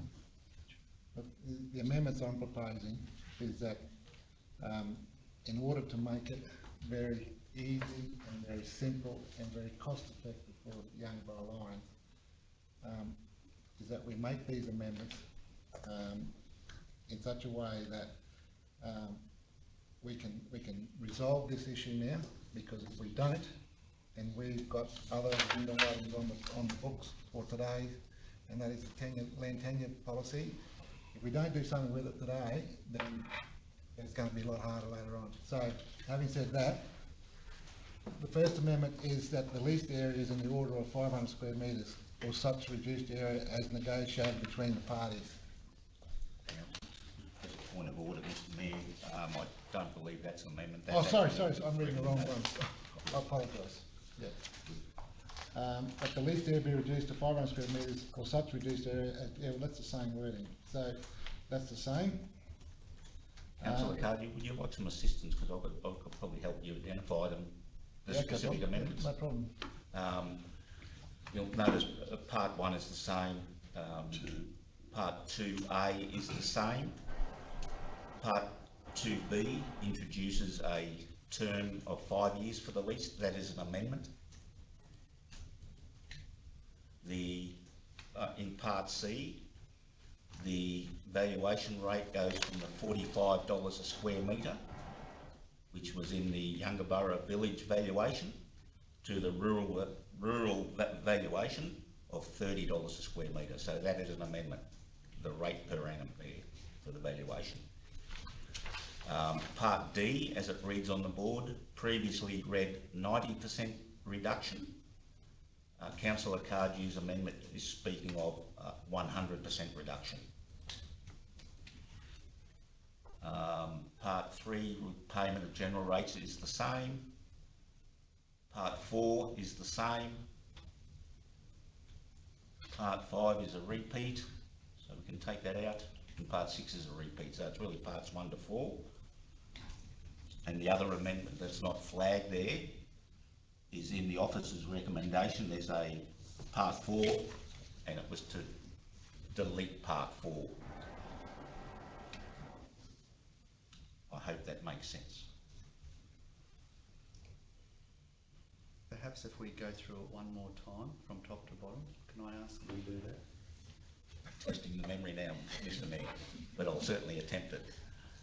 As it reads on the board in front of you, part 1, affirming the resolution of January this year, is the same. The preamble to part 2 is the same. 2A is the same. The leased area is reduced to 500 square metres. That's the same as the recommendation. There's a new 2B proposing a term of the lease for 5 years. There's an amended valuation from $45 a square metre to $30 a square metre. There's an amended reduction from 90% to 100%.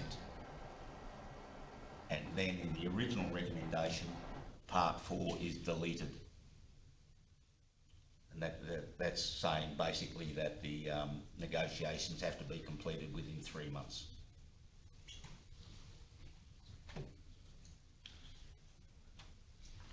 So, Councillor Billing? So, just to be clear from my own understanding, they're basically still, it's not the peppercorn rate anymore, but the concessional applied to it means that it will be $1 or nil actually, if it's 100%. So there'll be no lease payment at all for the Yungaburra Lions Club, but their term of the lease is only for 5 years. That's correct. And the provision of general rates. Yes, that's which was always the case. And yeah, my understanding is even in the original lease, rates were due and payable after 10 years, but they were never levied. Just to clarify, part 2D, there's a 100% reduction, but to get it through the registration requirements of the Land Titles Act, we have to have some monetary amount in there, and that's where we say at the end, $1 if demanded. Usually you don't demand it. So as you said, Councillor Billy, it would be zero payment in terms of rent.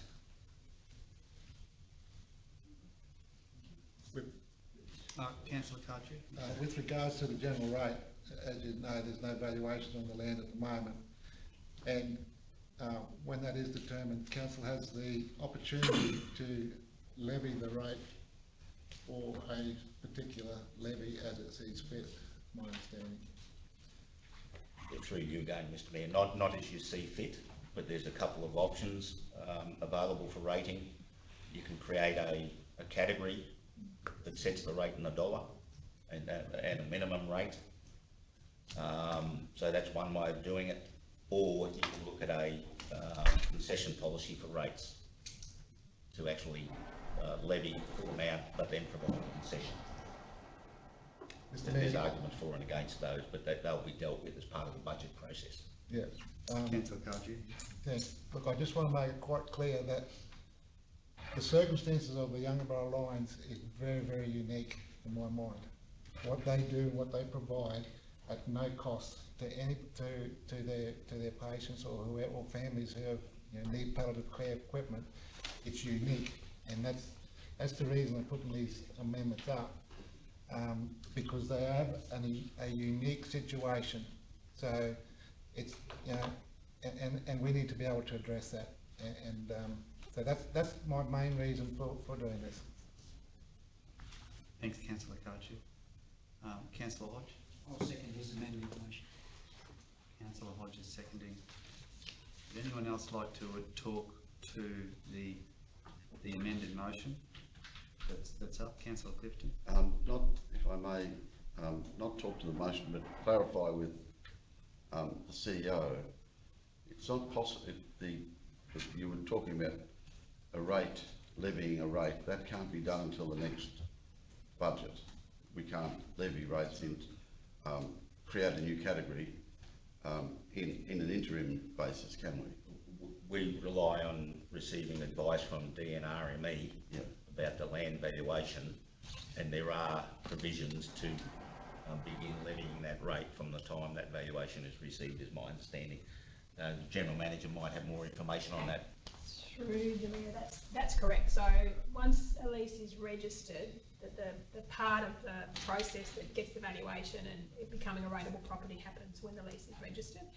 But I think your question about the rating category that is applied to that particular property, those decisions about rating category can, under legislation, only be made during the course of the budget. So there's no, you can't make those changes throughout the year or change percentages or those sorts of things. Thanks very much. Councillors, are there any more discussion on this one before we go to the vote? Okay, those in favour of the amended motion on the board there? Carry. Thank you.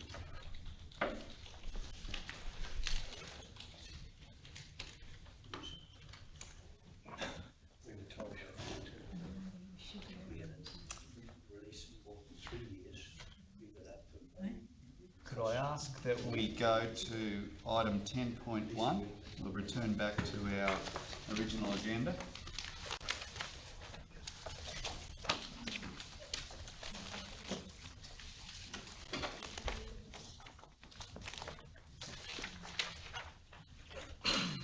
So this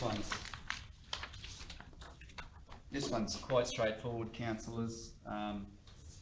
Perhaps if we have a councillor just move the officer's recommendation regarding the by-election of the Local Government Association of Queensland Policy as Executive District Representative, which we're nominating Councillor Peter Scott from Cookshire. So we have Councillor Wilts moving and Councillor Bilney seconding. Those in favour? Carried. Thank you.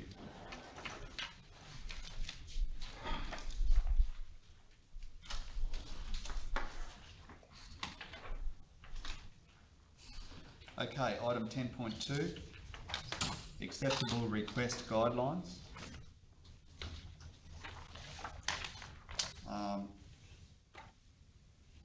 Would councillors like to open this for discussion, or would we just like to move, someone like to move the officer's recommendation? I'll move. Councillor Clifton, sorry. I move the recommendation. Councillor Clifton's moving the officer's recommendation. Councillor Hodge is seconding. Would Councillor Clifton or Hodge like to talk to this one? No, I think it's self-evident. Any councillors like to talk to this one? Mr Mayor, if I could just make a comment on it. Yes, please. I think it's a good opportunity just to recognise the experience and the skills and the knowledge of the staff that we've got who are able to provide information and advice to councillors under the acceptable request guidelines. I had a certain amount of pleasure looking at this morning and just refreshing my memory, because we've gone from an old guideline where councillors could ask the CEO and the general managers for information and advice. So in effect, it was, in those days it was 4 officers, these days it's 3 officers. The guidelines now expand that to a list of 38 officers that you can seek information and advice from in order to carry out your roles and responsibilities under the Local Government Act. Where I have pleasure in presenting that to council is that I think we're in a really fortunate position with our staff that we can put forward a list of 38 names of people that we are confident can provide you with good information and good advice. I look at those list of 38 names, and those staff have hundreds of years of experience combined in local government. And I believe that this council greatly benefits from that experience. I've worked for many councils over a long period, with and for councils, and I think we're in as good a position, if not better, than any council I've seen over the last 20 years. So I commend the guidelines to council, and I also commend the work and experience of staff in being able to provide the information and advice that you seek. Thank you, Mr. Mayor. Thanks, CEO. Thank you, Deb. Thank you, officers. Councillors, would you like to, are you ready to vote on this one? Those in favour? Carried. Thank you.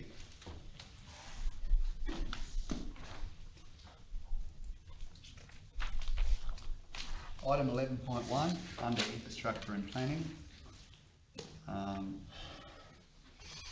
R Beach and A Lister, request for payment plan for infrastructure charges, secondary dwelling, 9 Pine Street, Yungaburra, Lot 1.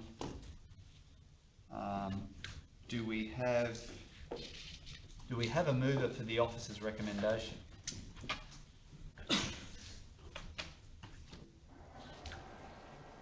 Councillor Bilney will move the officer's recommendation, seconded Councillor Wills. Who would like to talk to that? Councillor Bilney or Wills? No? No. No? Councillors? I'll speak against it. Speaking against the recommendation? The main reason I'm speaking against it is that it was done in, this was done in 2016. And when they had advice, the infrastructure charges would be due. Since we issued the invoice, there was hardly any correspondence whatsoever, I'm led to believe. And then now, after 4 years, they've asked for to a payment plan, and I don't think it's in the best interest of this council to go down that line after 4 years. Thanks, Councillor Hodge. Would anyone else like to talk to this one? Okay, councillors, we've got a motion that's been moved and seconded. Those in favour of the motion? That's carried. 4-3. Councillors voting against, would you like that recorded? Yes, please. Yes. Councillor Clifton and Councillor Hodge would like theirs recorded, thank you.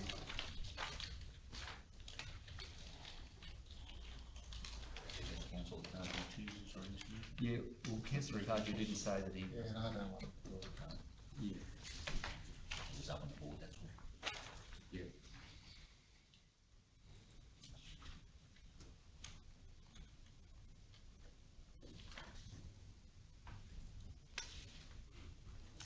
All right, 11.3, proposed new road name, Yungaburra Village Estate. Oh, did I miss one? Sorry. Sorry, I've missed one. 11.2, survey plan ceiling policy.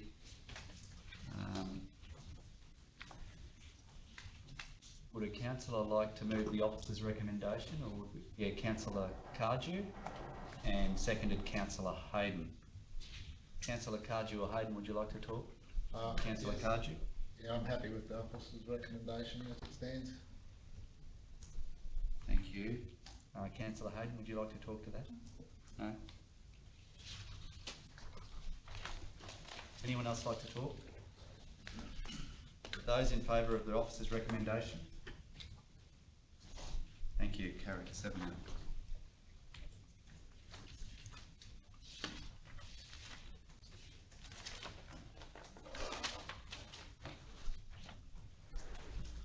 Right, this time it's 11.3.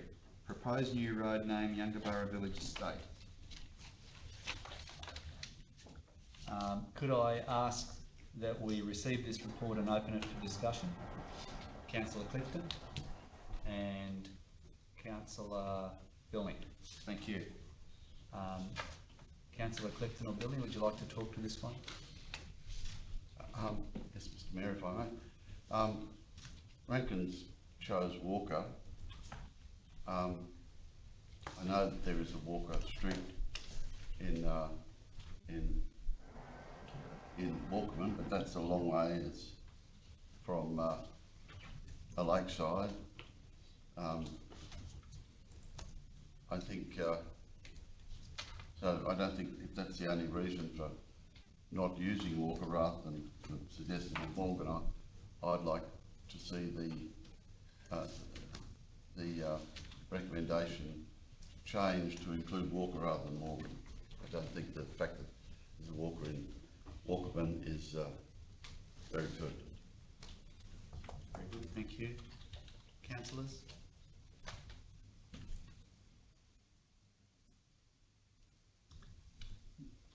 Do we have a mover of the officer's recommendation?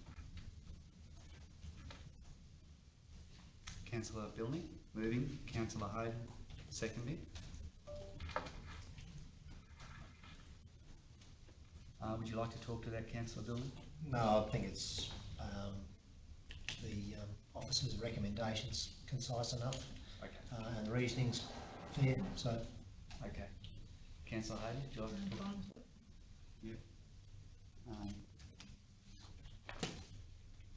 Just to confirm, Mr Mayor, so we're really clear on it, the officer's recommendation is Morgan Close, so is Yes. that councillors are talking about? Yes, yes. So we're talking about Morgan Close, which is the officer's recommendation. That's what's currently on the table. It's been moved and seconded. So, would anyone else like to talk? Those in favour of the officer's recommendation? Yeah, that's defeated. So that's yeah. So, do we have an alternative recommendation? Councillor Clifton? I'd like to move a motion that the council approve the name Walker Close for the new cul-de-sac at stage 6 of the village, Yungaburra Village Estate. Thanks, Councillor Clifton. Councillor Cardew? Yeah, I'll second that. Seconded.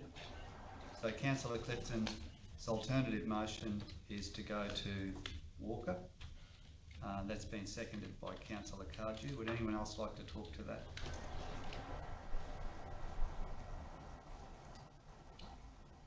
Those in favour of Councillor Clifton's motion? Carried 4-3. Would anyone like any of those votes recorded?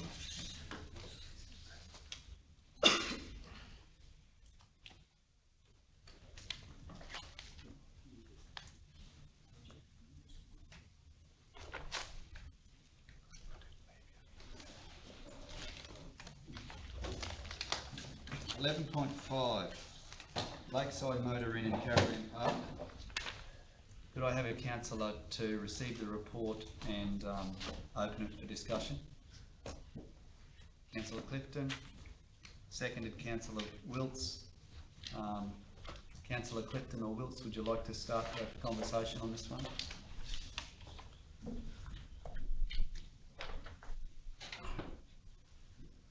Councillor Clifton? Mr Mayor, can I just have a word to say, because we don't want to get to where we got with Malanda before. Yes. As you can note, there's no office recommendation. You've got 5 options in front of you. It's open for you to discuss the options, but as soon as someone puts forward a motion and it's seconded, that's what you're voting on.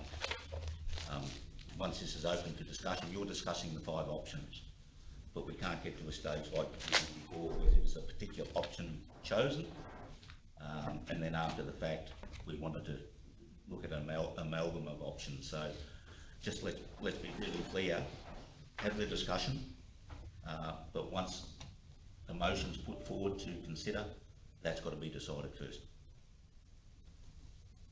Yep.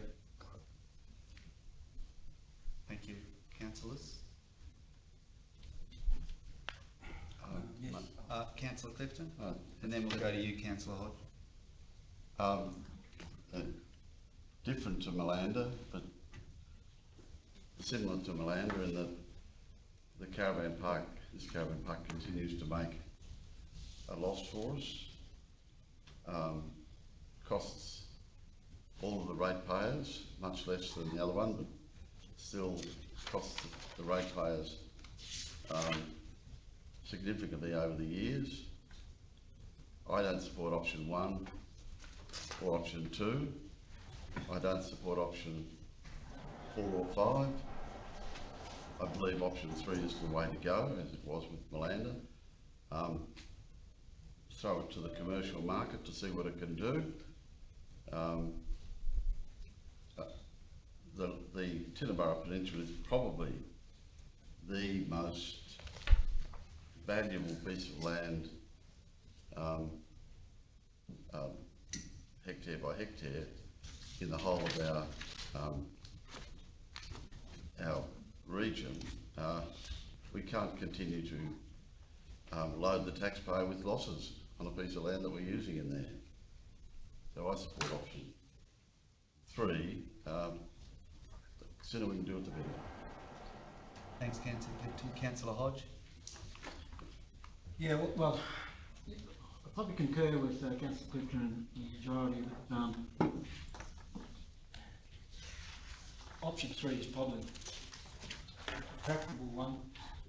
I mean, I was looking at an alternative resolution that said something like that the Lakeside Caravan Park continue to operate for an extended period and that council begin an investigation into developing the caravan site and the surrounding areas.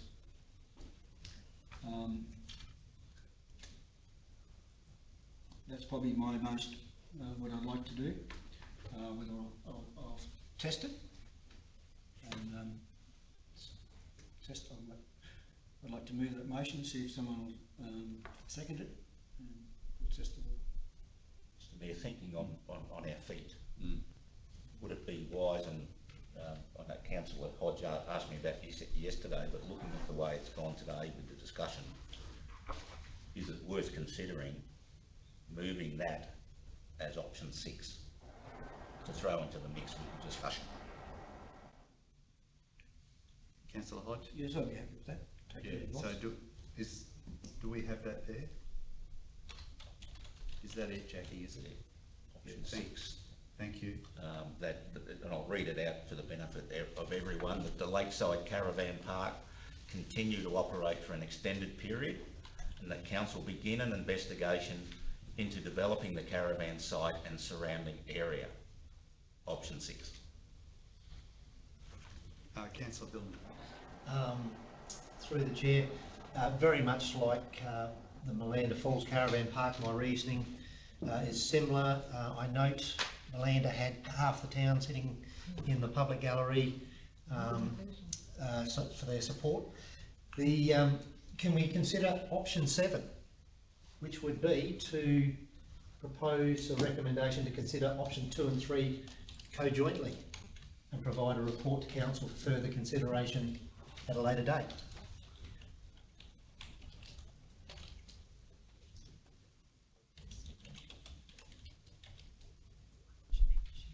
What was the end of it, sorry?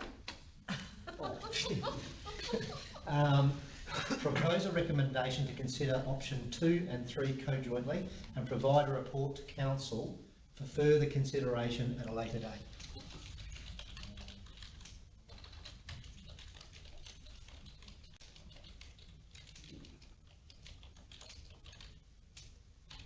So for formalities through you, Mr Mayor, it might be worth Councillor Hodge moving option 6 and getting a seconder and voting on that. And Councillor Wilney moving option 7 and getting a seconder for that and voting on that, whether council wants those in there now to consider as options. Okay, this is to vote on whether they're options. To include those as option discussion. Okay. All right. Yeah, it sounds like a good plan. Otherwise, we'll get ourselves tied in a knot. So we'll ask Councillor Hodge if he would like to get a seconder that his alternative motion be considered as an option with the others that are above it.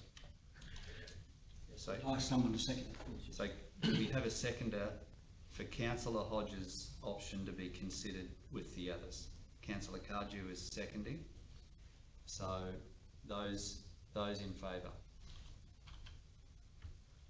Just to consider it. That's to consider Councillor Hodge's option with the other options. It joins the top list. So Yeah, it's just for consideration, it's just to include it for discussion. To include it for discussion. Yeah. Yep. Okay. So that's what we're voting on. So those in favour of Councillor Hodge's option to be one of the options. So, okay, that's defeated. So that was Councillor Hodge, Councillor Cardew and Councillor Wills voting for. So the second one we'll ask... Sorry, Mr Mayor, does anyone want their vote against recorded? Would anyone like their vote against recorded? Not me, thank you. No, your vote was for. Your vote, you were voting for it. Yeah, I'm voting for it. Yeah. Yeah. Oh, sorry. This is voting against. Yeah. All right. Now, so now we've come to Councillor Bilney's proposed option, and Councillor Bilney, could you ask for a second? Do we have a seconder for Councillor Bilney's option to join the large option list? The larger option list.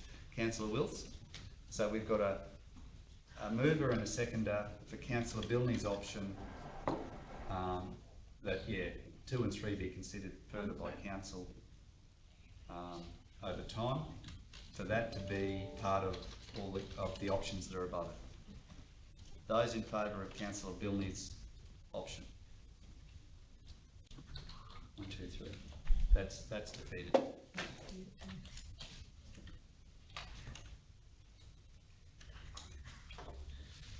So that brings us back to our original list.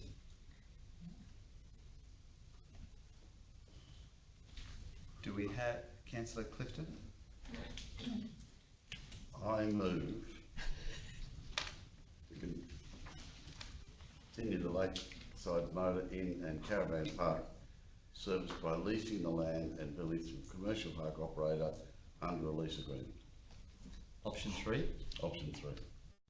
Councillor Clifton is moving option 3. Do we have a seconder? Councillor Cardew is seconding. Councillor Clifton or Cardew like to talk to that? Or anyone? Can I just make a comment on it? Yes, please. Just to be clear, as the report contemplates, if that is the preferred option, a further report will come back to council outlining the options for council in pursuing that. As an example, rather than go straight out for a tender for a lease, council is able to, by resolution, invite expressions of interest and then invite tenders from those who submitted an expression of interest. So there'll be a detailed report on that and what a possible lease could look like that will be presented to council in due course. Thank you. Council, does anyone like to talk further on this before we test that one? Councillor Hodge? Yeah, I'd just like to, just to say that this is the most valuable piece of land, I think, in TRC, and the reason why it's so valuable is it's surrounded by water, not anything else. And I think, in my view, is that if we're going to be progressive, this gives us the opportunity to maybe, if nothing happens, in with the leases, but then to look at developing the site. But we'll wait and see. Thank you. Councillors, any more on this one? So those in favour of the motion up there, which is option 3, those in favour? So that's carried unanimous, thank you.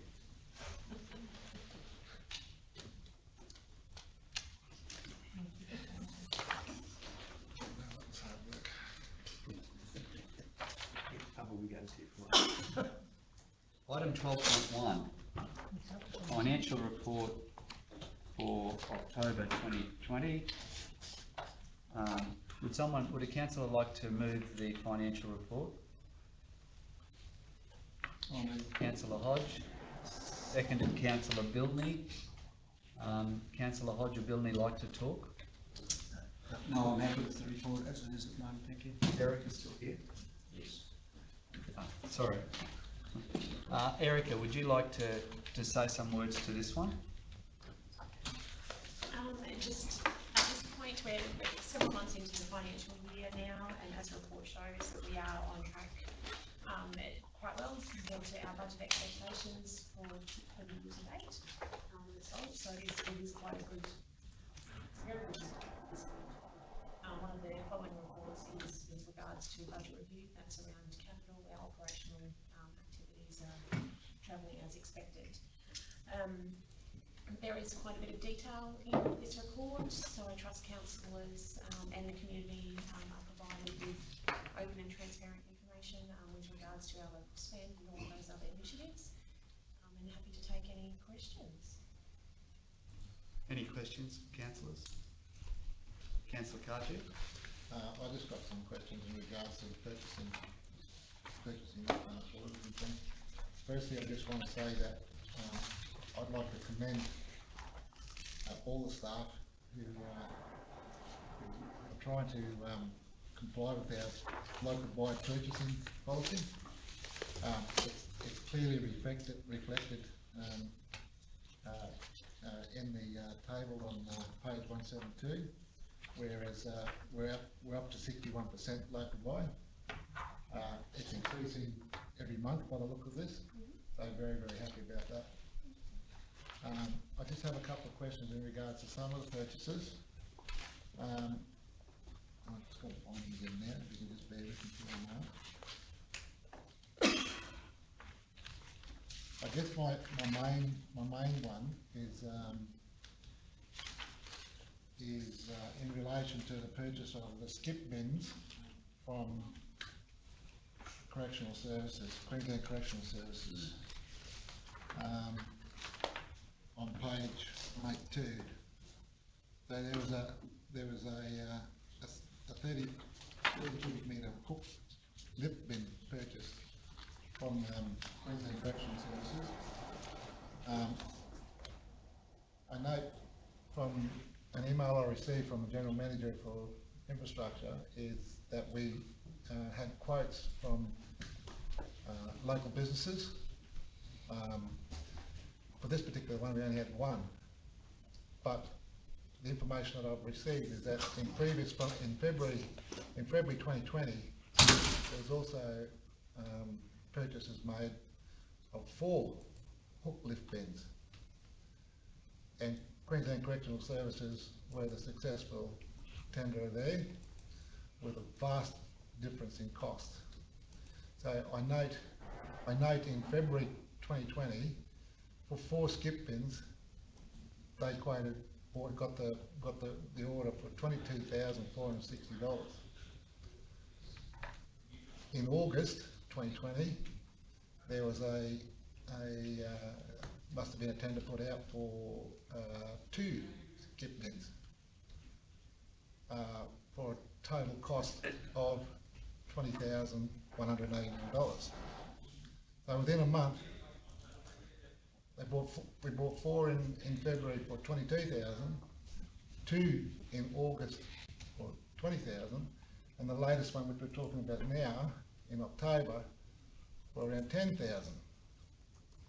I'm just wondering, and looking at the vast difference in costs from our local suppliers, I'm just wondering how ethical is this? So if I may through the chair, so obviously when you see quotes, it's up to the party that provides the quotes to you to determine what their cost is going to be and what they quote on. Each quoting process is different, and they look at their own circumstances. I also note that the 4 hookless bids that were quoted on initially in February are not the same size as the later 2 ones, which are 30 cubic meter bins. The other ones were of a different size. Please don't ask me here now to tell you what size they actually were, but I'm happy to provide that information outside of this meeting once I've looked at it. But in reality, each procurement activity stands on its own, and if a business feels that they, for whatever reason, need to quote a different amount of dollars because of their personal circumstances, that could be because they're already fully booked for that time or whatever, that's up to each business, and we just have to look at what we get in and then make a decision which service provider to go with, and if we want to go with any of them. Councillor Carter. Look, I understand that, but I think we're putting our local contractors at a huge disadvantage by using Queensland Correctional Services, which is, we all know what that is, you know. So if I may through the chair, we have a current policy that basically states that we provide a 10% weighting to businesses within the local TSC area, plus a 10% or a 5% price correction, depending on if the quoted size is below $50,000 or above $50,000, and then we basically to make the local suppliers more competitive in the comparison, and then we award to whoever is the lowest. That's the current policy that's been applied by council staff. If council is mindful of changing the policy, so we've got clear direction that you want us to do something different, then by all means give us different direction. But we currently follow policy. That's just the way it is, because we are obliged to follow policy. Yeah, I acknowledge that, Mark, and I appreciate that, and I don't dispute that at all. Mm-hmm. So what I'd like to do is ask the officer to take this on notice, so that I know we're talking about maybe amending our purchasing policy in the very near future.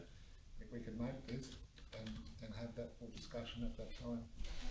So part of the next financial year budget deliberations is considering all of our financial policies that are associated with adopting a budget. So that will come up due shortly in budget deliberations. But if we need to, for the following financial year. Yeah, but we need to jig our purchasing policy from where I can go. Through you, Mr. Mayor, I think we're probably preempting the motion that's being raised in business without notice today to deal with that exact issue on procurement and workshopping with councillors and providing a report to a future council meeting. So that's being addressed under business without notice at this meeting today. Yeah, and I appreciate that.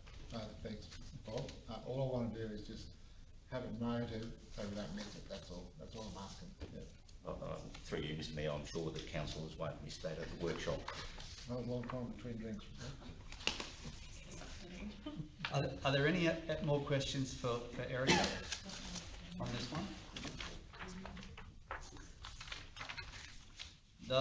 Those in favour of motion?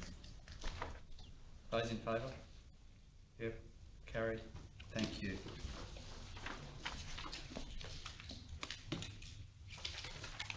Okay, 12.2, first revised budget 2020-2021. Could we have a mover for the officer's recommendation? Councillor Clifton. Can we have a seconder? Councillor Hodge. Councillor Clifton or Hodge like to talk to that? Can we ask Erica to say a few words to that, please? Oh, yeah. Oh, sorry, I didn't see. Sorry. Particularly, just asked our manager just to explain the change of the 4 million, just so everyone who is watching today understands what that is. Absolutely. So the report that we present today for the first budget review for this financial year includes movements for our capital projects. As mentioned for the previous report, our operational position is travelling quite well, so no recommendation for change has been presented in that space.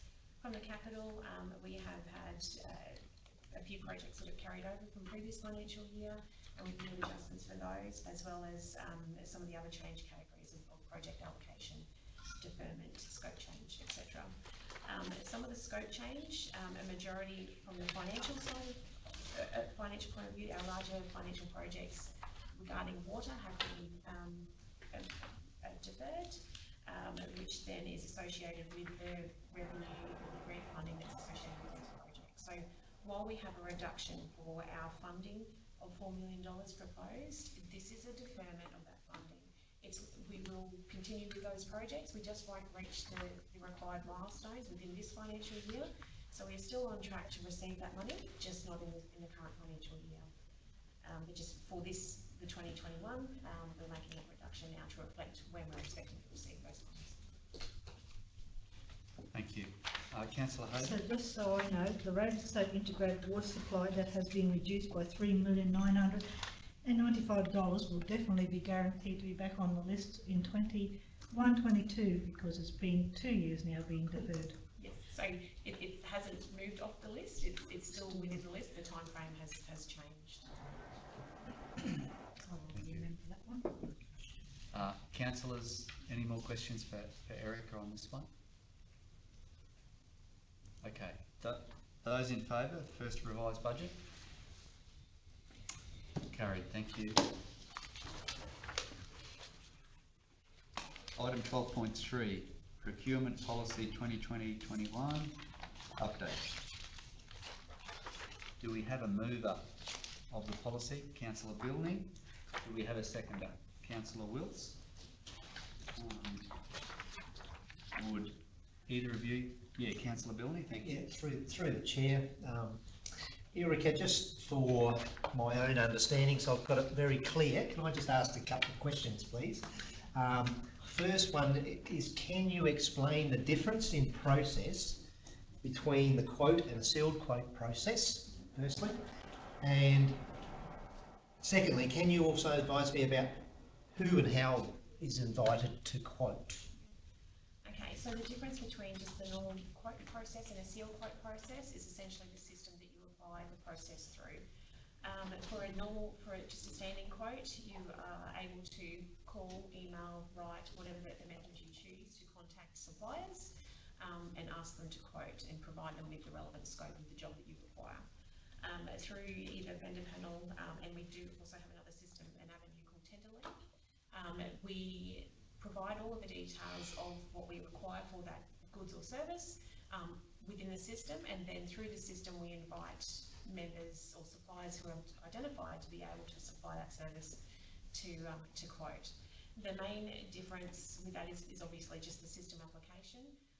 For the suppliers to be invited to quote through the systems, they need to be registered or a part of either vendor panel or Tenderlink. So at times we find that officers, if they are aware of our local suppliers that are potentially not on those systems, it might take some extra time for those suppliers to register and become available on those systems. For the second question, with regards to, sorry, and I'm going to can you repeat the second question? Yeah, sure. Sorry. I know it was long-winded from my part, that is. Can you also advise me about who or how is invited to quote? Yes. So if it's through a system, we're inviting people who have identified they can provide what we're chasing, the goods or service that we require. There are a number of ways to do that. We can have a look to say we want to do skip bins, we want to get electrical works done. There are panels, suppliers that have advised through those systems that that's what they can do. We also use local knowledge and those sorts of things to identify or to invite suppliers. under this banner or this value, that we're required to invite 3 suppliers, but that's the minimum. So we can invite as many as available, but we at least have to invite 3 through both methods. Thank you. Yep, no, thank you, Erica. And so pretty much it's a streamlining of the procurement process, and yep. Thank you. If I can just define it a little bit further, so it's just to make it easier, essentially for our suppliers and our officers, and to be more efficient process. So if quotes come back under the current policy and they've just gone slightly over the $50,000 mark, and we've just done the normal 3 quotes. Under our current policy, we need to go back to them and ask to re-quote under a sealed quote process, which isn't very timely. So we're just looking to not change the amount of quotes or the process, just providing options. People can still elect to use a sealed quote process should they choose to, but this just opens that option up. I think this really highlights the direction that council's heading in, and that's one of the things we're looking for efficiencies, and we're looking to reduce red tape. Now, the Act doesn't require that we get sealed quotes, so why are we putting red tape around ourselves? Let's make it more efficient, because at the end of the day, that will result in a cost saving for the ratepayer. Very good, thank you. Any more council, any more questions for Erica? Okay, those in favour of, thank you, carried. Okay, item 12.4, the Land Estate Primary School Pool Agreement. Would a councillor like to move the officer's recommendation? Councillor Clifton, seconded Councillor Cardew. Councillor Clifton or Cardew, would you like, would you like to talk to the officer's recommendation? Yeah, I support the officer's recommendation, thanks, mate.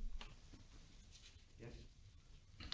Anyone else like to talk to the officer? Yeah, Councillor Billney? Yeah, look, just through the chair, just by way of background, I reinforce the report saying that it's an excellent example of collaborative cooperation between TRC and the Queensland Education Department, which has been enabled by the Land Estate School and a community advisory committee. Ultimately, this initiative offers a cost-effective agreement of providing access to the wider community and also reducing the cost burden on the school. What I mean by that is each dollar spent on the pool is a dollar taken away from the children's education. So this is part of the reason for justification of supporting on an ongoing basis. The reason for the increase over the last 7 years, council support has only risen by a nominal amount of $500. This will be the 8th year, and if an increase is approved as tabled, it will equate to an overall average increase of $187.50 per annum. It's fair to say that this would correlate in line with CPI increases if applied over the same period. Another point is bang for buck. Minimum requirements are 18 hours per week to be open to the community.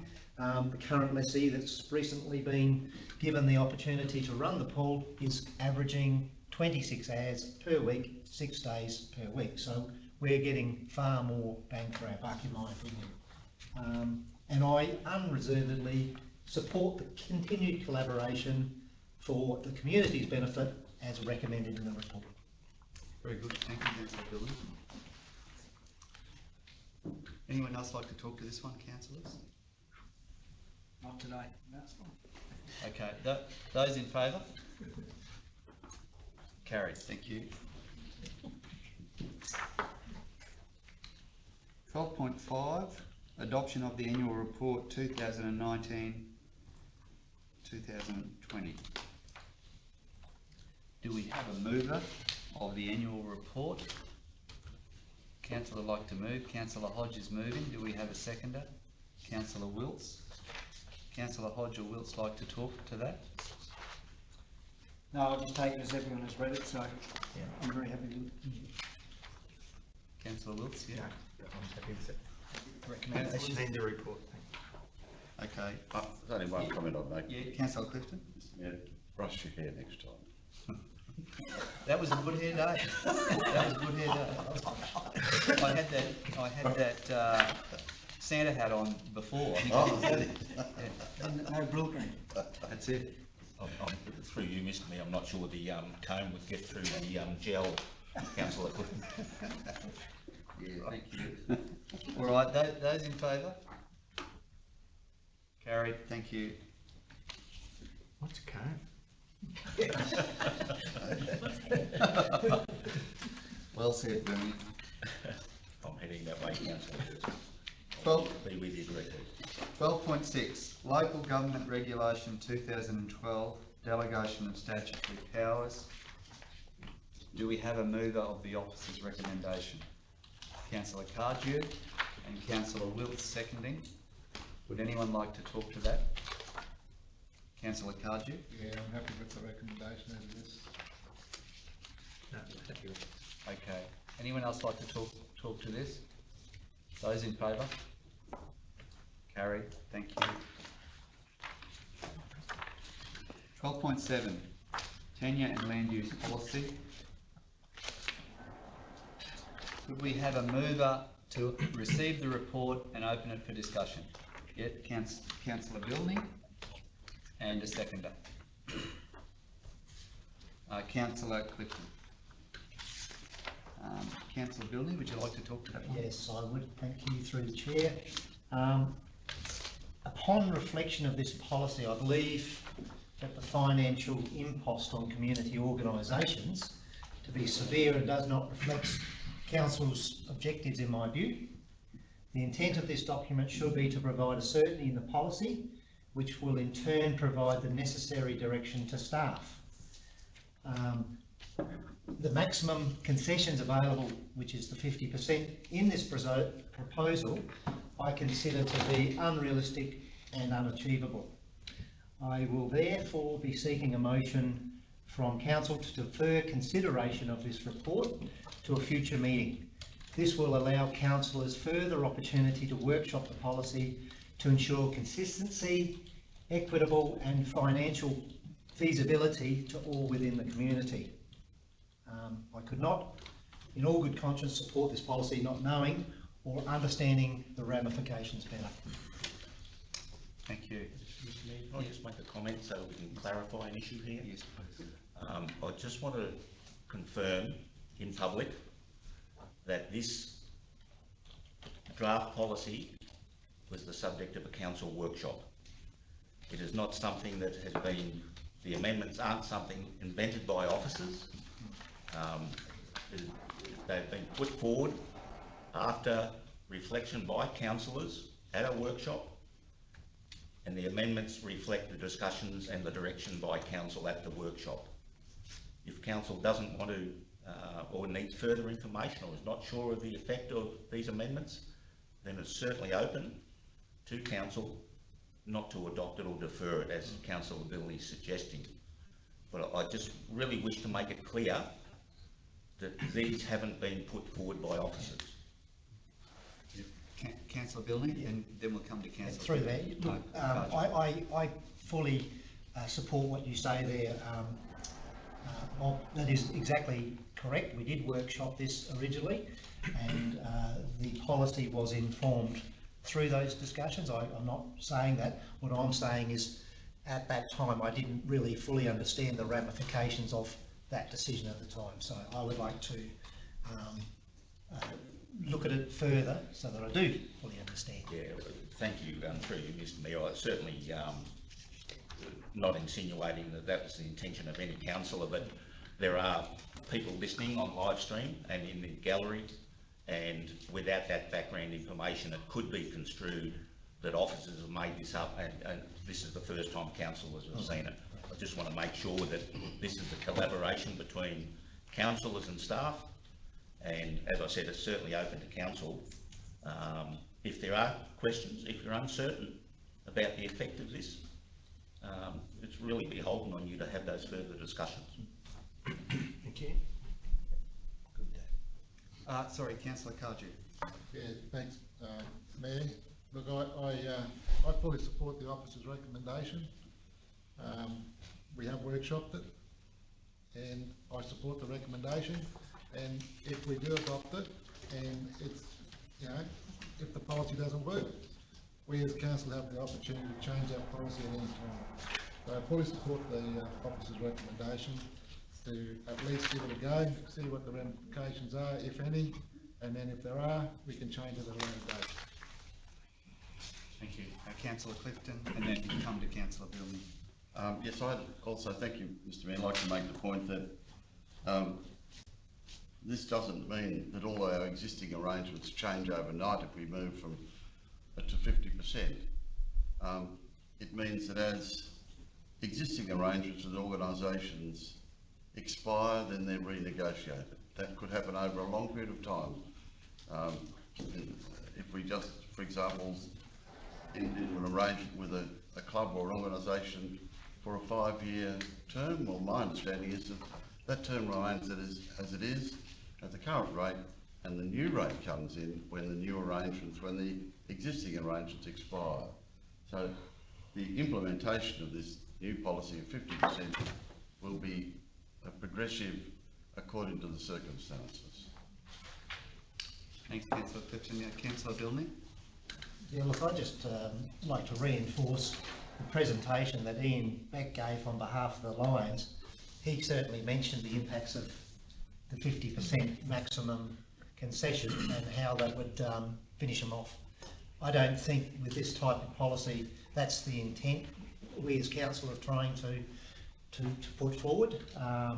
We are trying to get community organisations to better manage their spaces and take more ownership, but I don't think by trying to push them out the door is something that we should be doing. Thank you. Excuse me. Oh, sorry. Can I just Yes, contribute please. something? Just coming back to Councillor Clifton's comment, I'd just like to point out that as workshopped with councillors, there's been a number of changes to approach over the years, and that means that we currently have a whole range of arrangements in place with community groups, and there's quite a number, and I couldn't tell you what their number is, but I know there are quite a number that are currently due to be redrafted and are waiting for council's direction on that. So whilst it's absolutely true that those arrangements that are in place and that have a life to them will continue, there is likely to be an immediate impact on a number of groups just because we've got those arrangements that have expired. Yeah, and just following on from that, I think Phil mentioned 15 to 20 the other day in the discussion that are sitting there. Yeah, so certainly there will be an impact on those groups. And through the Mayor, I mean, the impacts are likely to be similar to those impacts that we heard about this morning. Councillor Hayes. To make a comment, so council's not in the business of making the money, but as I listened to this morning, we're going to adopt this, and then when it doesn't suit everybody, we're all going to change it because we're all too worried about what's set out in the public. So if we adopt this, are we going to change it for everyone that comes in? Because that's what we're doing. We're going to change the policy, we're going to go against our own policy, we're going to vote against it because someone's asked us to give them some leeway or... Yeah, no, so I take your point, Councillor Hayden, yeah. Because this is what we're doing. Yeah, Councillor Cardew. My take on this is that we've got to start somewhere. We've all sat around this table here and said that we're bleeding, we're hurting financially. We're going around in circles if we don't start. You've got to start. We can tweak things at a later date if we have to. But gee whiz, you know, we've got to start somewhere. So I believe this is the starting point. It may not be perfect, probably is not. But we have the ability to change our policies whenever, and if it's not working, we can change it. But we've got to start somewhere. Thank you. Councillor Wills? I agree to a point. However, I can't see any positive outcome from adopting something and then coming back and changing it again, when if there is some lack of understanding or a bit of confusion between anybody, doesn't matter whether it's 1 or 2 or 6, I think to adopt a policy that is going to have so much immediate impact on so many community groups and then come back on us, I think that we would be very remiss of our responsibilities if we weren't fully informed and in full agreement that this is the way we went. And just to reflect what the CEO said, yet this policy was consented to as a group. We were all part of the workshop. Since then, there's been some reflection on it, and we understand the impact on so many other smaller groups. And I really think that it should be put off. It's not going to make any difference if it's a month or 2 months. We've got to be sure in ourselves that this is right.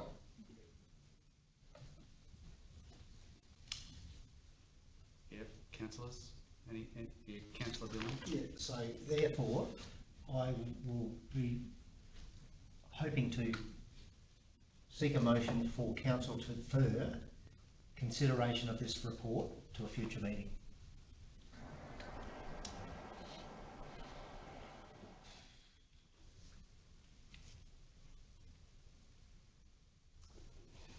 Thanks. So Councillor Dillon is proposing an alternative motion up there. We have to deal with this one first.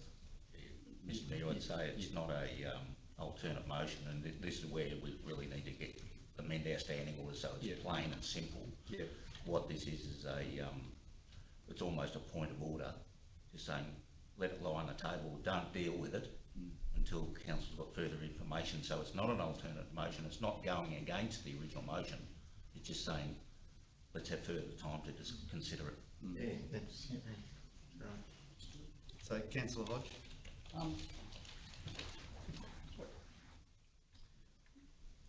The sticking point, I assume, is the dispensation. To do with going from 90% to 50%. I think that's the sticking point here. And to sort of go back and workshop it all, to workshop it. If we go to workshop it, let's get into it and do it, finish it. Otherwise, everything we're seeing is dragging on all the time. Somehow we've got to start making solid decisions and working on it. So, thanks, Councillor Hodge. Yeah, full agreement. Let's do it. All right. Any more discussion on this before we seek a motion to be put? Okay. Would a councillor like to move the officer's recommendation? Councillor Cardew is moving the officer's recommendation. Do we have a seconder? Yeah, Councillor Hodge seconding. Those in favour of the officer's recommendation? Okay, it's defeated. So, can Councillor Bilney, would you like to? Mr Mayor, as a matter of procedure, we don't need to consider Councillor Bilney's point of order motion, if you like, because that motion has now been decided. It's a resolution, it's been lost. Yep. As an administrative matter, yep.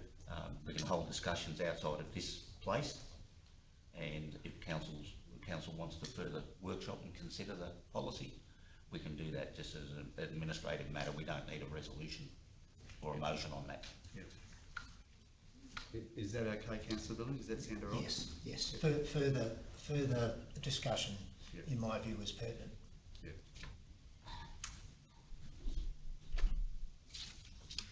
Okay.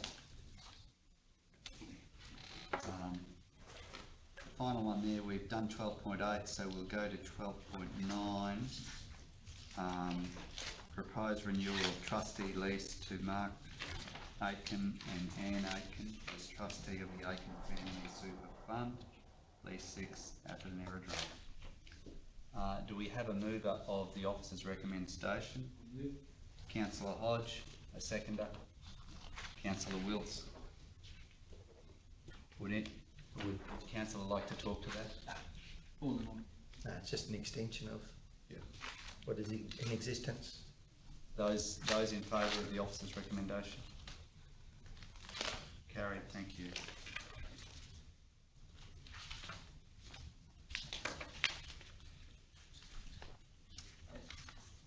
(13.1). So councillors, this is, as you know, this was point 2 of the mayoral minute from the 30th of April.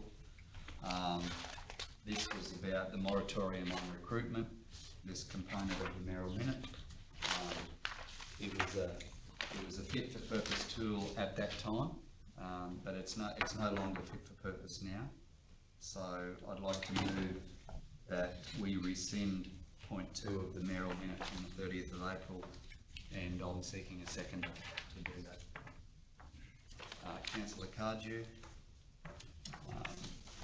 Those in favour? Carried, thank you.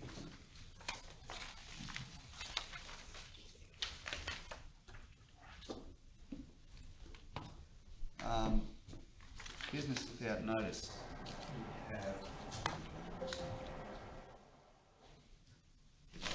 Yes, please, yes. I'll ask the CEO to read that out. The draft motion or draft recommendation is that council officers prepare draft amendments to the procurement policy 2020-2021 and workshop the draft with councillors prior to consideration of a future ordinary meeting of council. Thank you. So, do we have a councillor who'd like to move this motion? Councillor Cardew, seconder. Councillor Hodge. Councillor Cardew or Hodge like to talk to this one? No. Those in favour? Carried. Thank you. Excuse me, one more.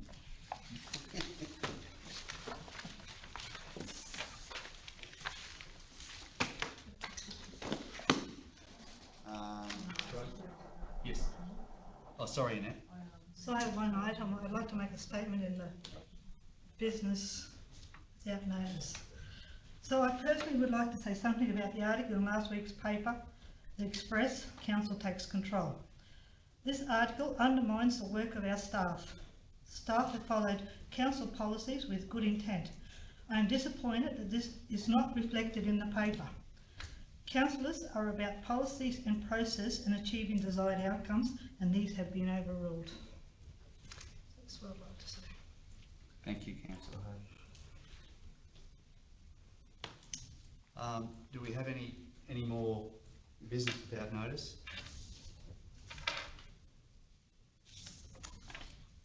I think we're done. Meeting closed. Thank you.